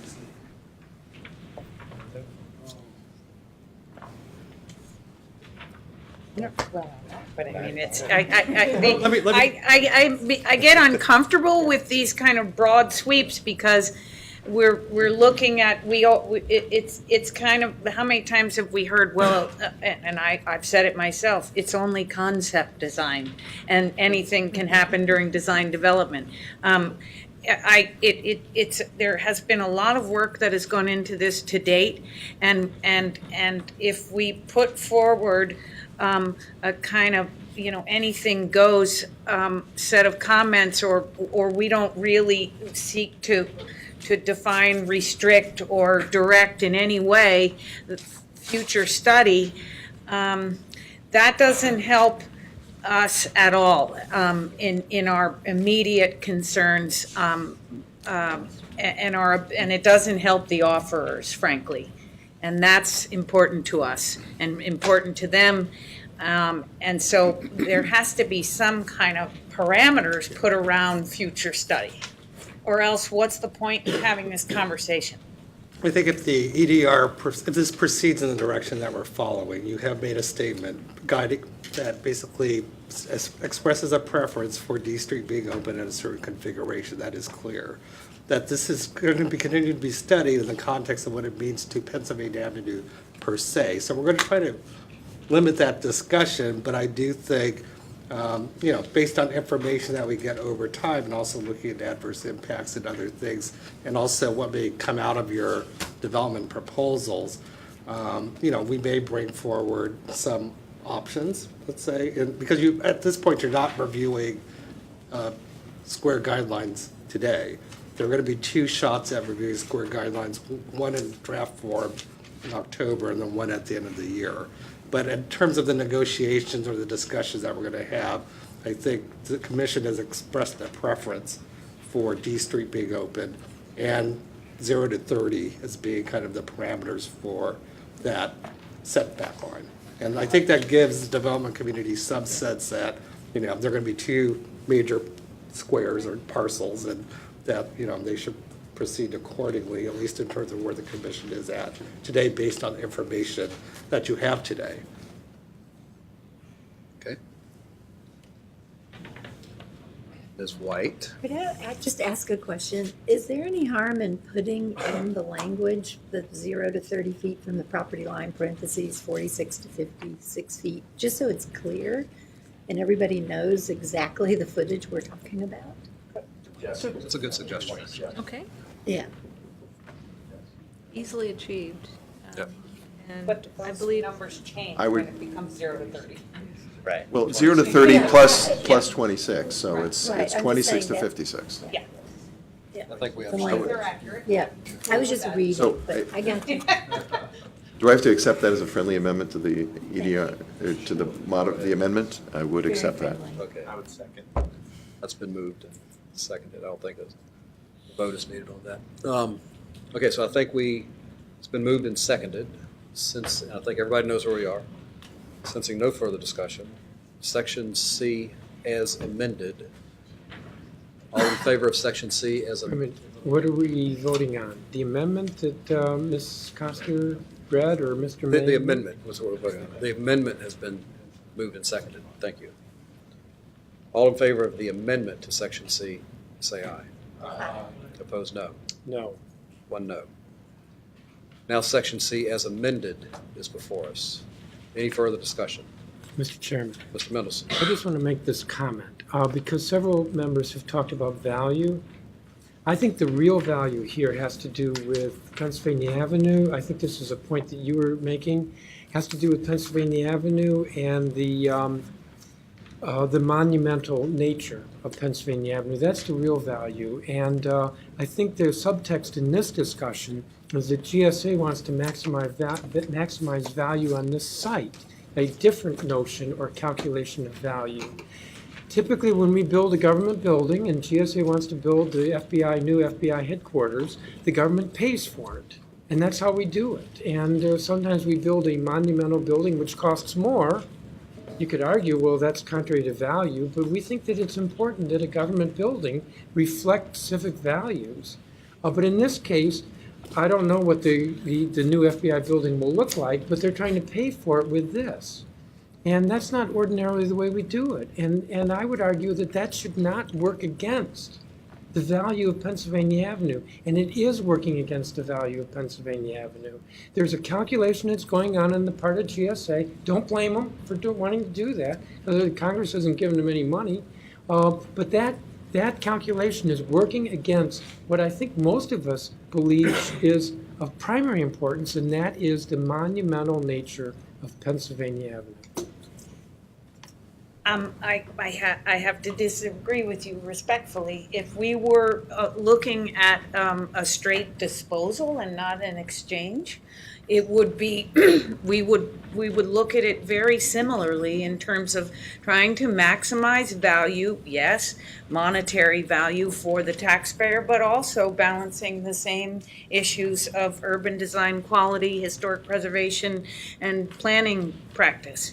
So I don't think that the financing mechanism in the exchange, that is, has altered the way that we would approach or made GSA more open to compromising on, as we've stated over and over again, the value, which is a proposition that we do not equate with quantity or square footage, but rather a mix of quality and quantity.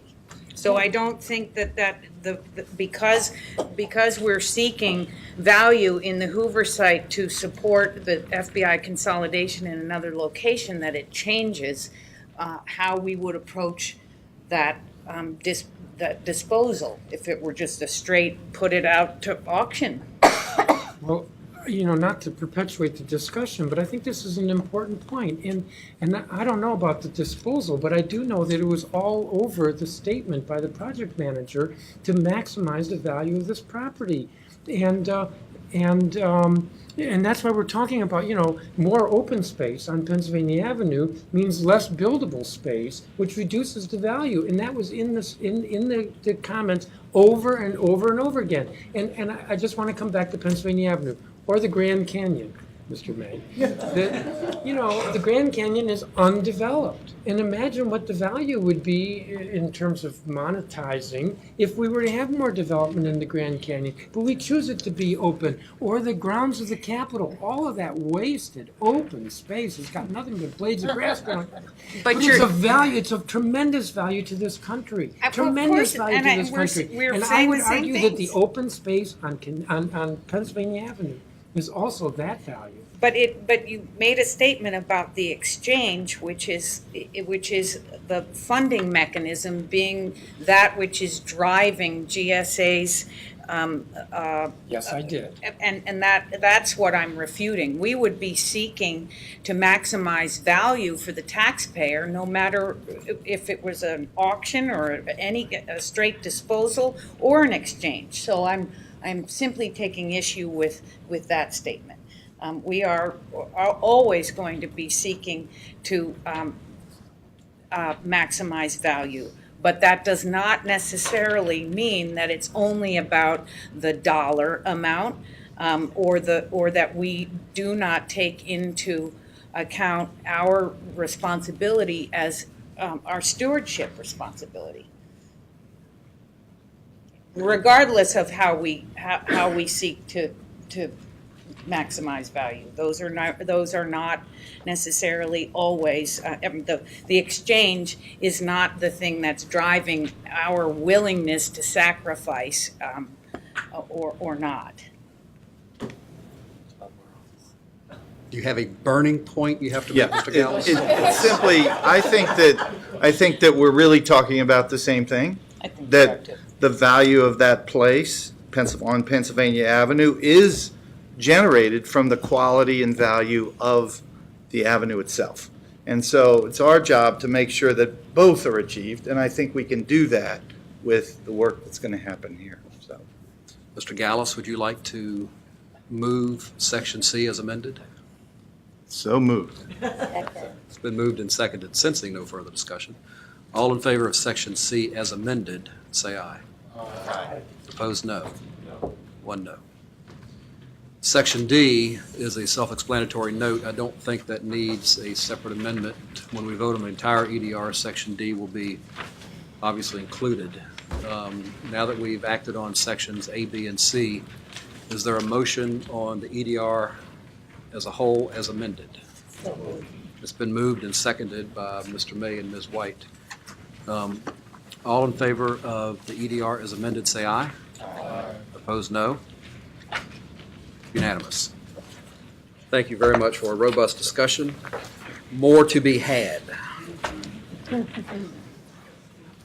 Moving on to item 2. On the agenda, item number 5B is the very important Pentagon Reservation Master Plan update.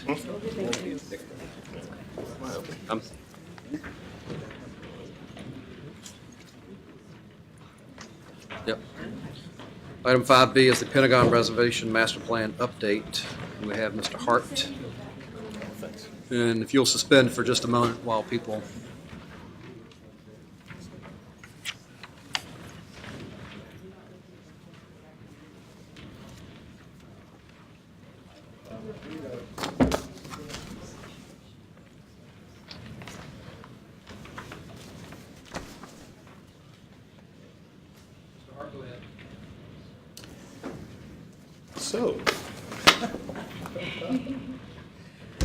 Good afternoon, Mr. Chairman and members of the Commission.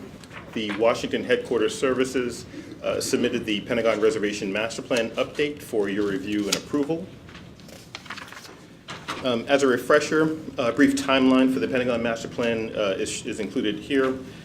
In May of last year, the Commission approved the Master Plan with the exception of the north area because the installation did not meet the parking ratio in the comp plan, and the Commission identified an opportunity to reduce parking in the north area, which is within the 500-year floodplain.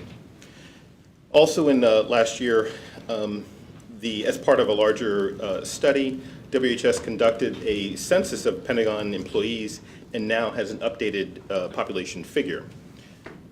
Earlier this year, in February, WHS responded to the Commission's comments from the May 2015 Commission action. And now it has submitted its updated master plan for the Commission to review. Here are the goals of the Pentagon Reservation Master Plan.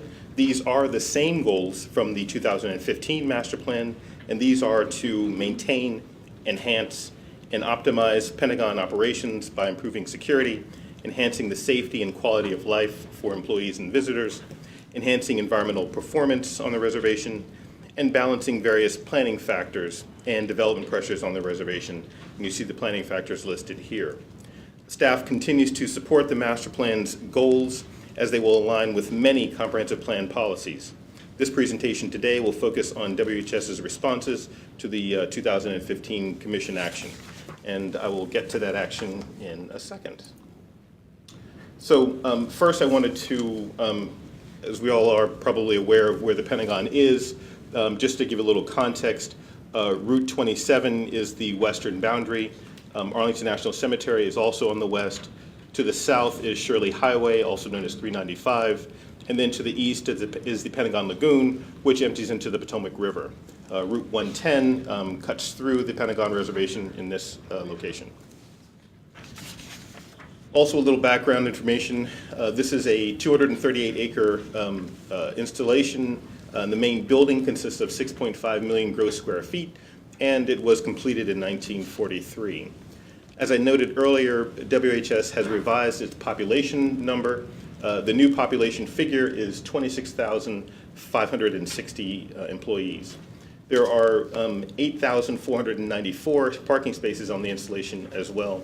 And as you can see, there are many parking spaces in that north area. I'll also point out that this is a location of the 500-year floodplain, which is an environmentally sensitive area. So staff analysis focused on the May 2015 Commission action, and it's summarized here. The Commission did not approve the north area of the master plan because of the Pentagon was not meeting the 1 space for every 4 employee parking ratio, which is identified in the comprehensive plan. As the Pentagon reservation population was not supposed to increase, the Commission recommended reducing the parking supply in the north area, which would also reduce impacts on the 500-year floodplain. The Commission also requested information on stormwater compliance. Also in that Commission action, you requested that WHS coordinate planning with several agencies seeking to develop a visitors center near the Pentagon Memorial Fund site. And I'll be discussing all these items in upcoming slides as part of the analysis. So first is the existing parking ratio. The 2015 master plan had an existing parking ratio of 1 parking space for every 2.7 employees and a proposed parking ratio of 1 space for every 3.2 employees. The comp plan ratio is 1 parking space for every 4 employees, as this site is located within the historic boundary of the District of Columbia. And you can see that on the left, the image on the left. As the Pentagon is the site of a regional transit center with Metro Rail, Metro buses, regional buses, and informal and formal carpooling, the Commission requested that WHS explore ways to move towards the 1-to-4 parking ratio. WHS, as I noted earlier, updated the Commission in February of this year, and they noted that as part of a study it is conducting to reduce the amount of Department of Defense leased space in the region, it now has a more accurate accounting of the number of people at the Pentagon. It is revising its decades-old population figure from 23,000 to 26,560. And this office space study could lead to an increased Pentagon population, and therefore staff requests that WHS update the Commission when the study is completed in a few years. WHS is also still committed to reducing the parking supply at the Pentagon by nearly 1,300 spaces, and most of these will be within the next 5 years. It will remove parking in the north area, which is this area, Zone 1, by approximately 250 spaces in order to improve pedestrian connections as well as adding some low-impact development measures. It will also remove parking in the southern area, Zone 4, by more than 800 spaces to improve pedestrian movements, improve informal carpool area, as well as reducing vehicular conflicts. And just for your information, I've included all of the reductions in parking spaces in red on the right-hand portion of this slide. We are very supportive of these parking space reductions for several reasons, including, of course, less impervious surface area, an increased environmental protection, as well as an improved parking ratio that it brings about. The existing parking ratio will be 1 space for every 3.1 employees, and the new proposed parking ratio will be 1 space for every 3.7 employees. We note that this is now much closer to the 1-to-4 parking ratio identified in the comp plan and encourage WHS to continue striving to meet the 1-to-4 parking ratio goal. So WHS also noted in its update to the Commission that it has received its municipal separate storm sewer system, or MS4 permit, in January of this year, and noted that it will detail how projects will meet both the Energy Independence and Security Act as well as local stormwater regulations when they are submitted to the Commission as individual projects. I'll note that since May of last year, the Commission has reviewed and approved projects in this north area. Staff worked with the WHS and others to reduce impacts to this area as a result of the WHS. As a result, WHS moved the Pentagon Support Operations Center out of the 500-year floodplain, which was located up in this northern portion of the site, and removed some impervious surface area as well. Finally, staff wanted to reiterate a recommendation from the May 2015 Commission action. This recommendation is simply that since Arlington National Cemetery and the Air Force Memorial, which are looking at visitor amenities, visitor centers, are in close proximity to the Pentagon Memorial Fund site, which you see identified here, and also identified in the master plan, WHS could take advantage of an opportunity to coordinate planning for a visitor center that could mutually benefit, possibly mutually benefit all of these groups. And it's also important to note that there are some planning efforts going on currently, the reconfiguration or realignment of Columbia Pike, as well as the expansion of the Arlington National Cemetery on the former Navy Annex site. And with that, it's the Executive Director's recommendation that the Commission approve the final Pentagon Reservation Master Plan dated April 7th, 2016, which includes a parking reduction, a new population figure, and a proposed 1 to 3 a proposed 1 to 3 installation parking ratio. Encourage the Washington headquarters services to continue working to meet the 1 to 4 long-term employee parking ratio in the next master plan, which we're looking at in 2020. Request WHS to update the Commission on the results of the leased space reduction study. It is conducting before submitting the next master plan update. And finally, request that WHS coordinate planning for the Pentagon Memorial Fund's Visitors Education Center with several other agencies that are planning similar facilities in the same vicinity. And that concludes my presentation, and I'm available to answer any questions. Thank you, Mr. Hart, very much. Mr. Rhodes, you have anything you'd like to add? First, we appreciate the efforts of staff to work on this. We are comfortable with all the items in the recommendation. Just for clarity's sake, the Pentagon Memorial Fund is a non-governmental, non-federal entity, so we're happy to help work to facilitate that. We don't direct their efforts per se, but we can work to help include them in discussions and in dialogue elements. But their final design elements are theirs as a separate independent entity, but we will work to help to facilitate that for the recommendation. Thank you, Mr. Chairman. Other discussion or comments? Hearing none, is there a motion on the EDR? So moved. It's been moved and seconded. All in favor of the EDR, say aye. Aye. Opposed, no. It's adopted unanimously. We're going to move in a twist of the schedule, an information presentation, which is item 6A on the Capital Solar Challenge project, which will provide a lead-in to an action item, which is in 5C, which will be the preliminary and final site and building plans for the, for solar arrays on 8 facilities. So first, the information presentation. Item 6A, I should properly present it. Agenda item number 6A is an information presentation on the Capital Solar Challenge project. Then following this, the commission will consider the first group of solar projects submitted by GSA. So, Mr. Hinkle, welcome. Yeah, thank you, Mr. Chairman. As you mentioned, we're going to have a presentation by GSA first, so I'd like to welcome Dawood Abdurrahman. I know I butchered your name.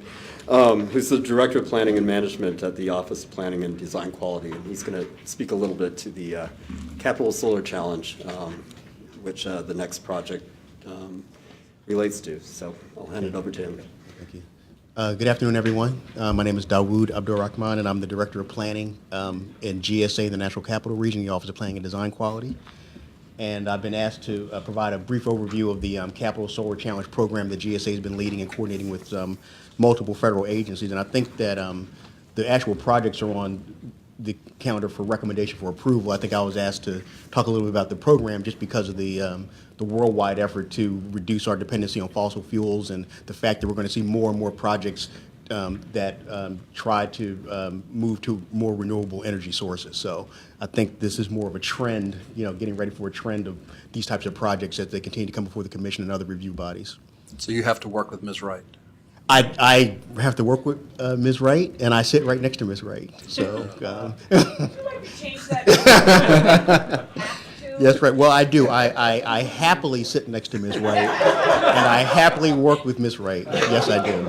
We actually like each other, I think. Give it time. And I like Ms. Wright. So throughout the course of the presentation, we'll just go over some of the topics that we'll address are what's the Capital Solar Challenge, what GSA's role in this initiative has been, what are some of the challenges, how do we approach the procurement strategy for the project, how do we go through our site selection and the buildings that we decided to ultimately move into the program, what are some of the outcomes, lessons learned, and the next steps, because we've made a first submission, but there will be some follow-on submissions for this effort. So as I mentioned in my kind of introductory statements, this effort was launched by the White House in 2014. It really recognizes the need to move, for the world to move from fossil to more renewable energy sources. This initiative was for federal agencies, military installations, and other federally subsidized projects, facilities. GSA is taking a lead role. I do want to acknowledge at this point the presence of the project team here today, that if there are any questions about the project that will be able to help me answer some of the more technical questions. Rick Hamilton is the day-to-day project manager. Melissa Vaughn is the project architect.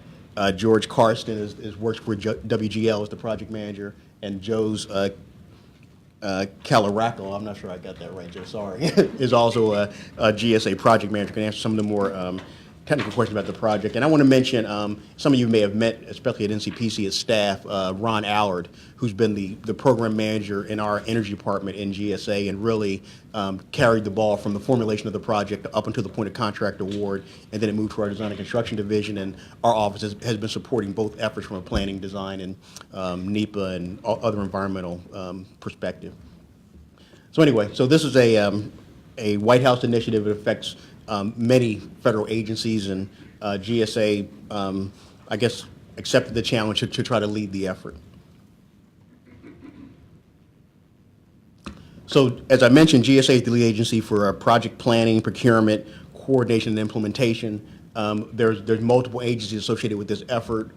We led the procurement strategy for this project, and we entered into memorandums of understanding with the agencies for the facilities that are not under the custody and control of GSA to place solar arrays on those particular buildings. And those MOUs are really kind of working together MOUs. They just say we're going to work together. We're going to look at these facilities. If there's a mutual benefit, we'll continue to work together for these projects. We coordinated with the partner agencies, and we work with the National Renewable Energy Laboratory on a lot of the technical advice and looking at how we can improve our effort to install solar panels or use photovoltaic on other projects in the future. When we looked at this project, and really I had to say this has been, it was Ron Allard who was formulating the project, and we were in support of that effort. There were some key decisions that we had to make as we tried to figure out how we were going to meet the challenge of meet the solar challenge and actually meet it by the completion date, which is the end of this year, which we're actually still on schedule. When we had to decide what kind of energy we're going to pursue, which really in this area, I mean, if it comes down to wind or solar, it's going to be solar in this area. It's not going to be wind. What are the locations? We looked at multiple. When I talked to Ron, we looked over 100 sites and ultimately over Maryland, D.C., and Virginia, and ultimately narrowed down to over 30 or 40 that we looked at here for further study. And now we're down to 18 buildings that we're actually trying to place these panels on, and the contract mechanism. We had to go through this sort of pros and cons of various sources, techniques, procurement strategies to figure out which way to go, and ultimately landed on solar, on rooftops in the district for a variety of reasons. We found that we could get the amount of panels that we could on District of Columbia rooftops, get the amount of kilowatts of energy that we need to make it viable, both for the tenants and for the provider, and do it in a way, and we're still working through this on some of the packages that are coming forward, to have them least impactful from an environmental or viewshed analysis perspective. So that's the way we sort of went through the analysis, and this is where we've landed for this project, this program, and the implementation. We ultimately decided, this is just kind of FYI, a power purchase agreement is just an agreement where there's really no risk on GSA or the provider. There's a minimum guaranteed amount of kilowatts that needs to be produced through this vehicle. If we don't meet that amount of energy, then the agreement is over. There's no upfront investment from GSA. So it is really a mutual, to the degree that it's mutually beneficial to the user, to the contractor, to our partner agencies. Then this vehicle was the one that we actually thought was the most beneficial, and that's the contract that was ultimately awarded. So you've already, yes. Here, you've already entered into a PPA? Yes, we have, and I think that's the With next whom? slide. Oh. So the contract was awarded on December 11th to WGL. So GSA was the contracting and procurement agency. It's a 10-year plus 10-year term. We're continuing the lead coordination with the other agencies that we have memorandums of agreement with to place solar panels on those facilities. And we're in the process of implementing right now. And what's before you later on, the next following presentation, is the first of 3 packages that will be submitted under this program. The next slide. Can you go back? Sure. I was looking at the last bullet. That's your negotiated price? Yeah, it's like 4 cents versus 11 cents. What that recognizes, the price to us is, there's no price to us, but it represents a cost savings in terms of the energy, how much we have to pay for energy. Right. So instead of 11 cents per kilowatt hour, it's 4 cents per kilowatt hour, or 3.999 cents per kilowatt hour. Right. So there's a savings, immediate savings on the electric bill for GSA and also for the agencies that participate. And then the provider has the opportunity, because they're placing those renewable energy on the grid, to sell and receive, put on the market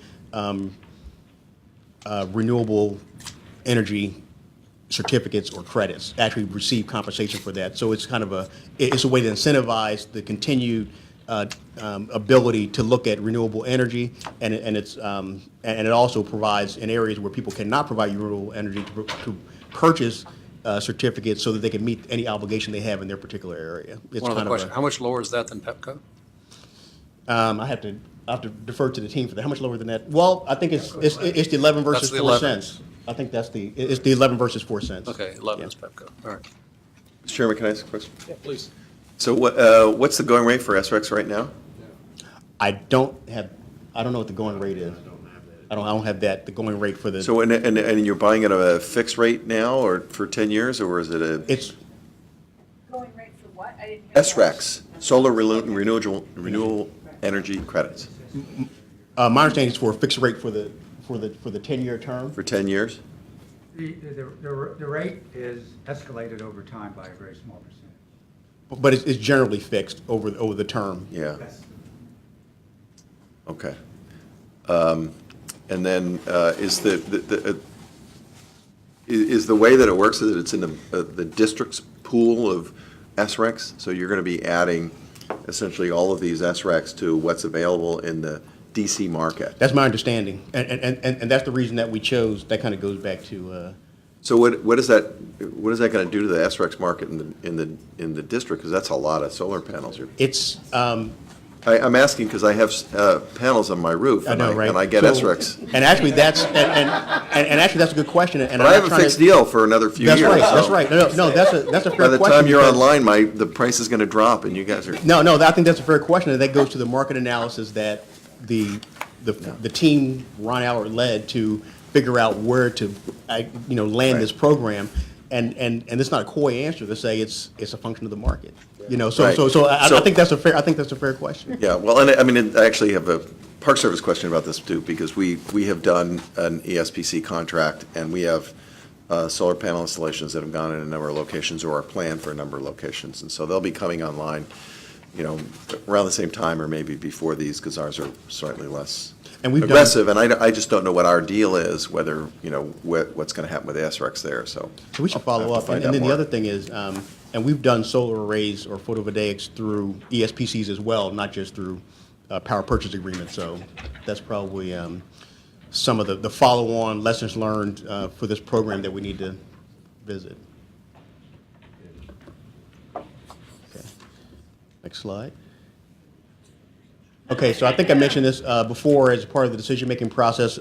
A lot of buildings over the metropolitan area were reviewed, both federal and non-federal. There were 40 buildings that were narrowed down for more detailed study. They were all in the district. The program now includes 18 buildings, and those decisions, as I kind of mentioned before, just had to do with who's willing to participate in the program. Is it beneficial? Is there a flat roof? Can you get enough panels to generate the number of kilowatt hours to make it viable before you move forward with a particular site for installation and then further study? So these are the participating buildings. There's, as I mentioned before, there's 18 buildings in the program right now. The first package has been submitted, and there's 2 packages that are that the commission that will come before the commission for the July and for the September meeting. So there's 2 more packages that are under development right now, and as the program continues to be implemented and sites are evaluated and you get into more detailed study, we do anticipate there might be shifts in the packages, and we may have to add some panels to other facilities to make sure we get the amount of kilowatt hours to make the program work, and that's an ongoing process. But right now, we're still moving forward and anticipating to have the project completed by the end of the year as initially committed. So the magic number, the way I think about it is, in the third column is the 2,700 kilowatt hours is what, no matter what configuration, what buildings we ultimately end up with by the end of the year, that's the amount of kilowatt hours we need to make the deal work and to meet our commitment for this project, and that's what we're working towards. And this is just a shot of some of the solar panels. I think some of the key points that also came up during our discussions is that they're easily serviceable. There's space in between the panels they're off the roofs a little bit, and also in terms of sighting, as part of this recommendation, we've tried to make them so that they're not visible from the street. There's been no glare issues that have been identified. The glare analysis has been part of the as part of the manufacturing, has been part of the environmental analysis. So the key outcomes, as I kind of mentioned, is that there's a win-win scenario. There's a win-win scenario for the tenants, for the government, for the provider. That's really the only way this works, and continue to incentivize the ability to explore renewable energy sources. I think that's the key idea. We're expecting $5 million in power savings over the contract term is what I'm getting from the project team. Is reducing carbon emissions, reducing energy intensity, and really all the things that which we'll be moving towards as we try to meet the sustainability goals that have been outlined for the federal government. Some of the challenges is kind of what I said, is we actually get into various sites, look at sight lines, look at the capacity, see if we have to add panels or subtract or move things around. This is an ongoing process that we're going for right now. What I understand is that even with it's kind of a minimum number of GSA buildings with maybe a few more buildings. If push really came to shove, we might be able to add more panels to our buildings, continue the same visual impacts from on the project, and still meet the same kilowatt hours that we need to make for the project to work. That's where we are at the moment. These projects, like all of our projects, had to comply with National Historic Preservation Act and the National Environmental Policy Act. We've conducted a lot of coordination with the SPO on viewshed analysis. We received no problems with approval from the Commission on Fine Arts, also with NCPC. The NEPA analysis, because we chose these facilities that they weren't ground-based, we weren't disturbing anything, they weren't visible, that also enables to kind of look at this as a programmatic NEPA project, and also to conclude that there's categorical conclusions to move forward with these projects. And then the current status. The entire program is scheduled for completion the end of this year, 1800 F Street. Just because we're hosting or we house the presidential transition team needs to be done a little ahead of that end date schedule, but we think we're planning to meet that date. This commission right now we're expecting 2 more packages as we've tried to kind of group the program. In July there'll be a submission for the July meeting and a submission for the September meeting as we try to move forward to complete this program. Oops. And that's it. If there are any other questions about the program, I'm supported by my technical team, and if not, I guess I'll turn it over to Jeff to kind of talk about the submission. Wasn't there when we first started out on this, that we have to get this done by the end of the year, right? That's right. And That's that's still the been goal. dictated by the White House? That's right. Yeah. That's right. Thank you very much. Are there any questions about the information presentation section? Hearing none, we'll move into agenda item 5C, which is approval of the preliminary and final site and building plans for the installation of rooftop photovoltaic solar arrays on 8 federal buildings in D.C. as part of the Capital Solar Challenge. Yeah, thank you, Mr. Chairman. As you've heard from GSA, you've heard the goals and components of that program, and I'm just going to speak briefly about the first 8 buildings that were identified for the program. That's in front of the commission today. And these 8 federal buildings combined hold really many diverse functions of the federal government and actually hold fairly prominent physical locations in central Washington. They're either on the National Mall or just a few blocks off of it.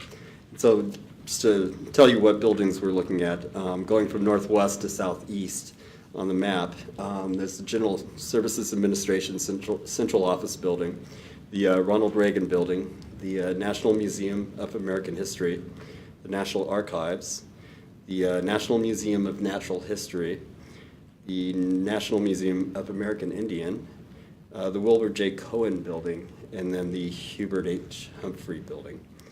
And because staff sees this submission as a pilot for planning solar panels on federal buildings in the national capital, we've approached this presentation in a way that's a bit different from how staff typically discusses projects with the commission. So we're not really going to focus specifically on these projects per se, but we'd like to focus on the benefits of the program and talk about some policy questions that we think might inform future reviews.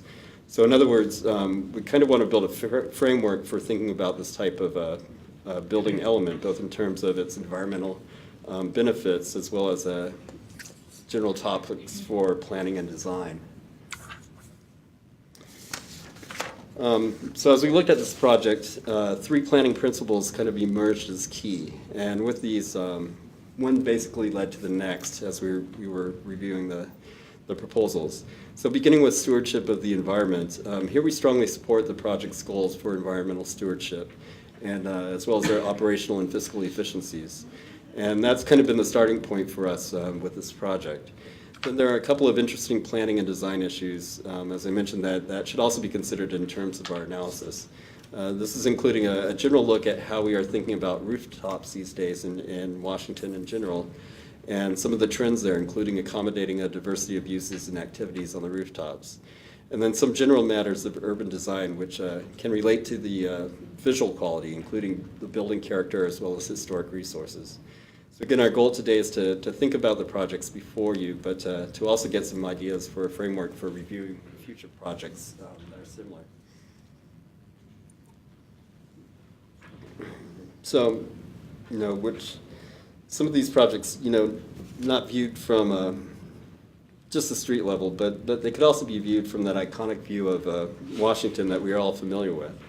And this became especially interesting to us since some of the proposed solar panels, which are to be placed within the projects in front of you, are actually in some of the prominent buildings within this view. So, keep that view in mind as we kind of walk through the remainder of the slides. So in terms of stewardship of the environment, NCPC has been a proponent of the use of alternative energy production for a long time. And the agency has reviewed an increasingly large number of new solar panels and solar panel projects over the years. These projects include installations of panels on existing structures, like the placement of solar panels at the Forrestal building, or also installations at new construction, like the expansion of a research center at NIH Bethesda. And in addition to these, and through delegated actions recently, the executive director has approved a number of installations at district government buildings, including places like the Brown Education Campus, where the district government is using a similar power purchase agreement for the installation of solar panels. So in addition, in the federal environmental element of the comprehensive plan, NCPC also acknowledges the Capital Solar Challenge program that we're discussing today, and highlights how by using sustainable approaches to energy production, the federal government may achieve both energy savings as well as a reduction in harmful greenhouse gases. So as such, we recommend that the Commission actually support the installation of rooftop solar panels at federal buildings where reductions in energy costs, improvements in the sustainability of operations, as well as cuts in harmful greenhouse gas emissions are possible.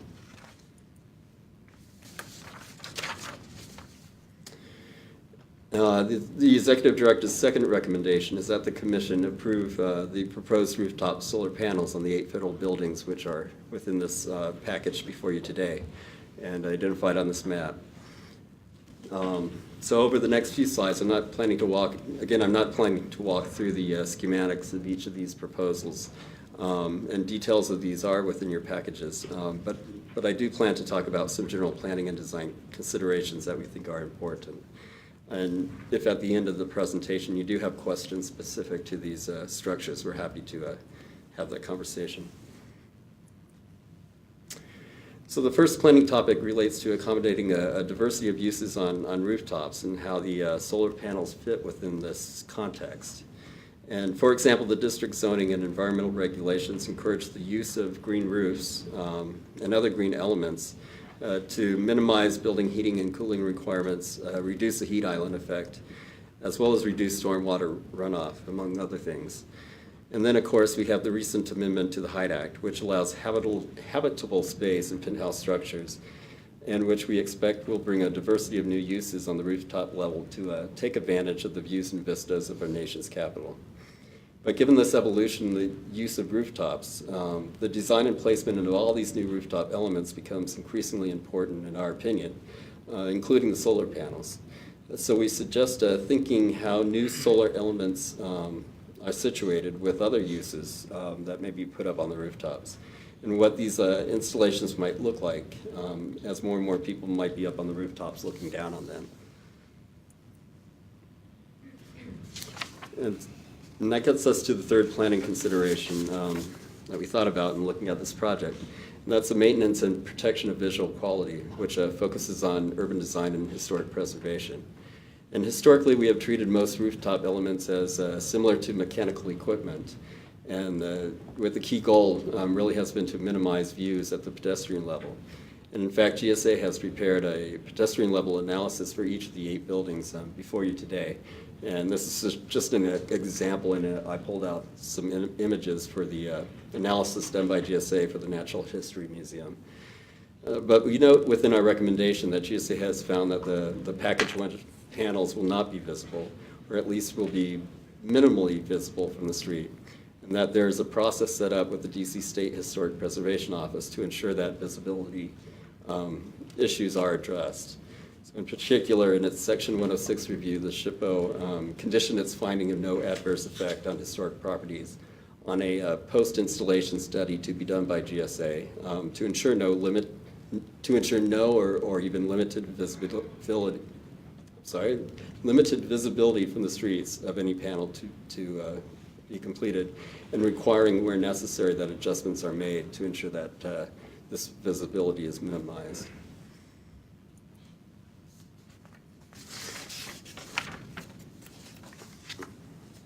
But just going back to that visual of Washington from above, you know, it's a city that we do enjoy from this vantage point. And this just happens to be a view from the Washington Monument. And it's interesting to think about how the solar panels may be viewed from this vantage point. You know, and are there kind of visibility principles that we should consider when looking from the air, as well as from as we do from the pedestrian level? And, you know, think about this in terms of a great teaching moment for kids, looking down on this and seeing these solar panels. And it could really symbolize Washington's commitment to green energy here. But even as a teaching tool, we're suggesting actually that the placement and orientation of the panels should be evaluated to, you know, ensure their compatibility with the building that they're sitting upon. In addition to the street level views that GSA has looked at and you know is required through the SHPO to do a post-installation study on. We also suggest within this post-installation study that they add an analysis of the aerial view from the Washington Monument to the Capitol.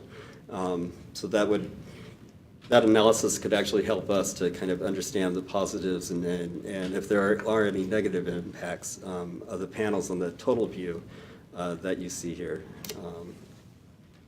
That we're all familiar with. And adding panels, of course, is easier to do for new structures, and this is an aerial of the new National Museum of African American History and Culture.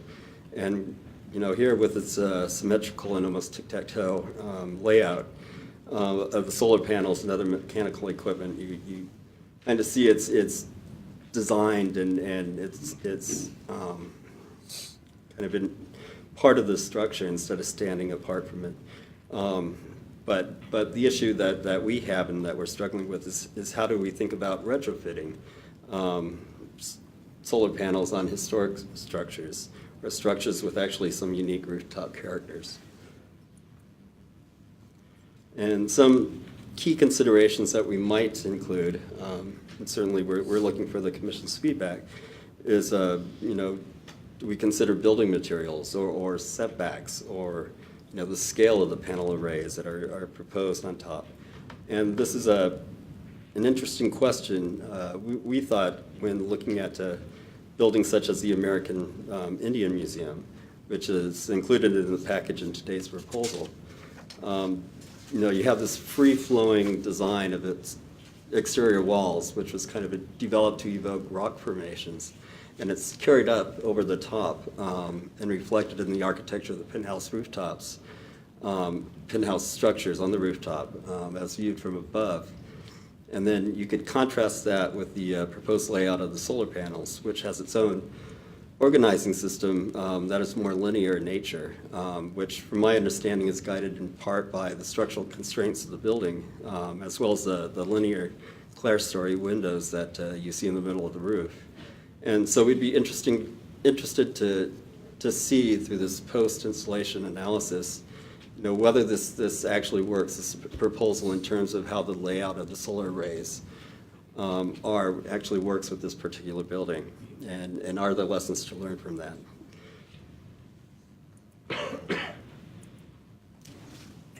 And as I mentioned above, GSA has done extensive extensive work to meet the goals of the Capital Solar Challenge, and some of the planning and policy questions we are interested in will be answered once the solar arrays are actually installed and can be further examined and evaluated.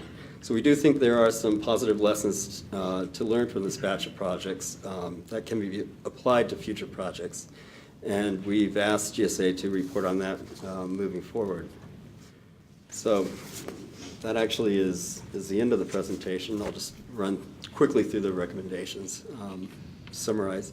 And that is the Executive Director recommends that the Commission support the installation of rooftop photovoltaic arrays in general at federal buildings within the national capital, and approve the proposed rooftop solar panel arrays on the 8 federal buildings identified in Package 1 and listed above.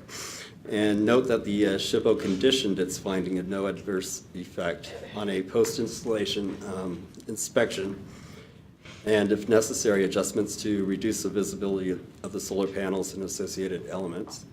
And request that GSA include in this post-installation inspection an analysis of the solar array's potential impacts, if any, on the views from the Washington Monument. Approve flexibility for any minor adjustments that might be necessary post-installation to reduce visibility of these panels. Request that GSA report back to NCPC staff on any adjustments made, which is information that we could use in future reviews of similar solar panel installations. And then finally, the Executive Director recommends that the Commission encourage GSA to share the data points and lessons learned with other agencies. This includes the environmental benefits, the maintenance and operational benefits and constraints, and the design and placement of solar arrays at federal buildings, including issues such as appropriate setbacks, scale, and symmetry, based on the building's architecture and use. And that concludes the presentation. Thank you, Mr. Hinkle, very much. Exciting project, actually. Any questions or comments on the EDR? Please. Thank you. Just in the notes summary, it talked about a reduction of 1.36% of the building's annual electricity usage. I guess I wish it were more. That's all I would say. Mr. May. I'm tempted to talk about the efficiency of my solar system on my house, but not a fair comparison. No, I appreciate the, everything about the effort and everything about the staff report and what you've analyzed so far. I did want to make a few comments about this, and I want to highlight the fact that the change that this commission recommended for the HIDE Act has already resulted in substantial changes in how rooftops are treated in the district. And the zoning commission is seeing project after project after project coming in with new rooftop uses, with changes to existing rooftop uses, to planned unit developments that are already in the pipeline, coming back for modifications of their rooftops. Suddenly, all that space that they really needed for massive mechanical space is not as needed anymore, and it is being used for other purposes. So it's, and I think that's a success. The things that we wanted to encourage with that change, I think is starting to happen, and I think that the district zoning commission has put into place the right sort of controls to make sure that happens in the right way.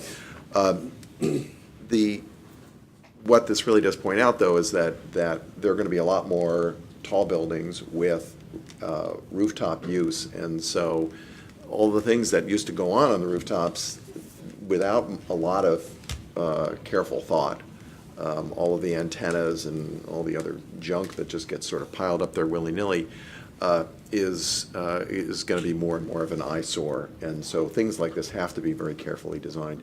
And I'm really glad you showed the picture of the Museum of African American History and Culture, because I know that was one where those solar panels were designed into the fifth facade of the building, which is so prominent from the Washington Monument.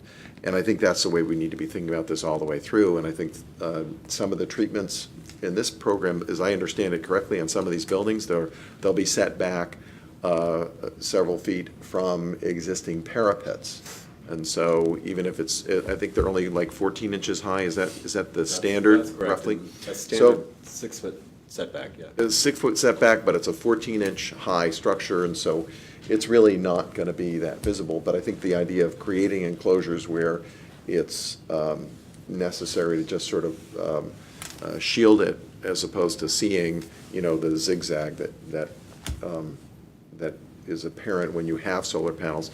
The original Museum of African American History and Culture had very visible zigzags on the top, and then they got set into the within a sort of parapet enclosure.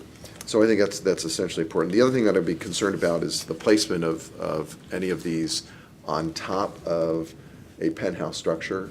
And I think that it's very important that this commission treat penthouse structures in a manner similar to the way the zoning commission has taken it on in the aftermath of the Hyde modification, which is that we really should be talking about something that's no more than 20 feet, because that's the standard that the Congress ultimately adopted. Now, granted, that applies for buildings that are at Hyde Act height, where you can't go more than 20 feet.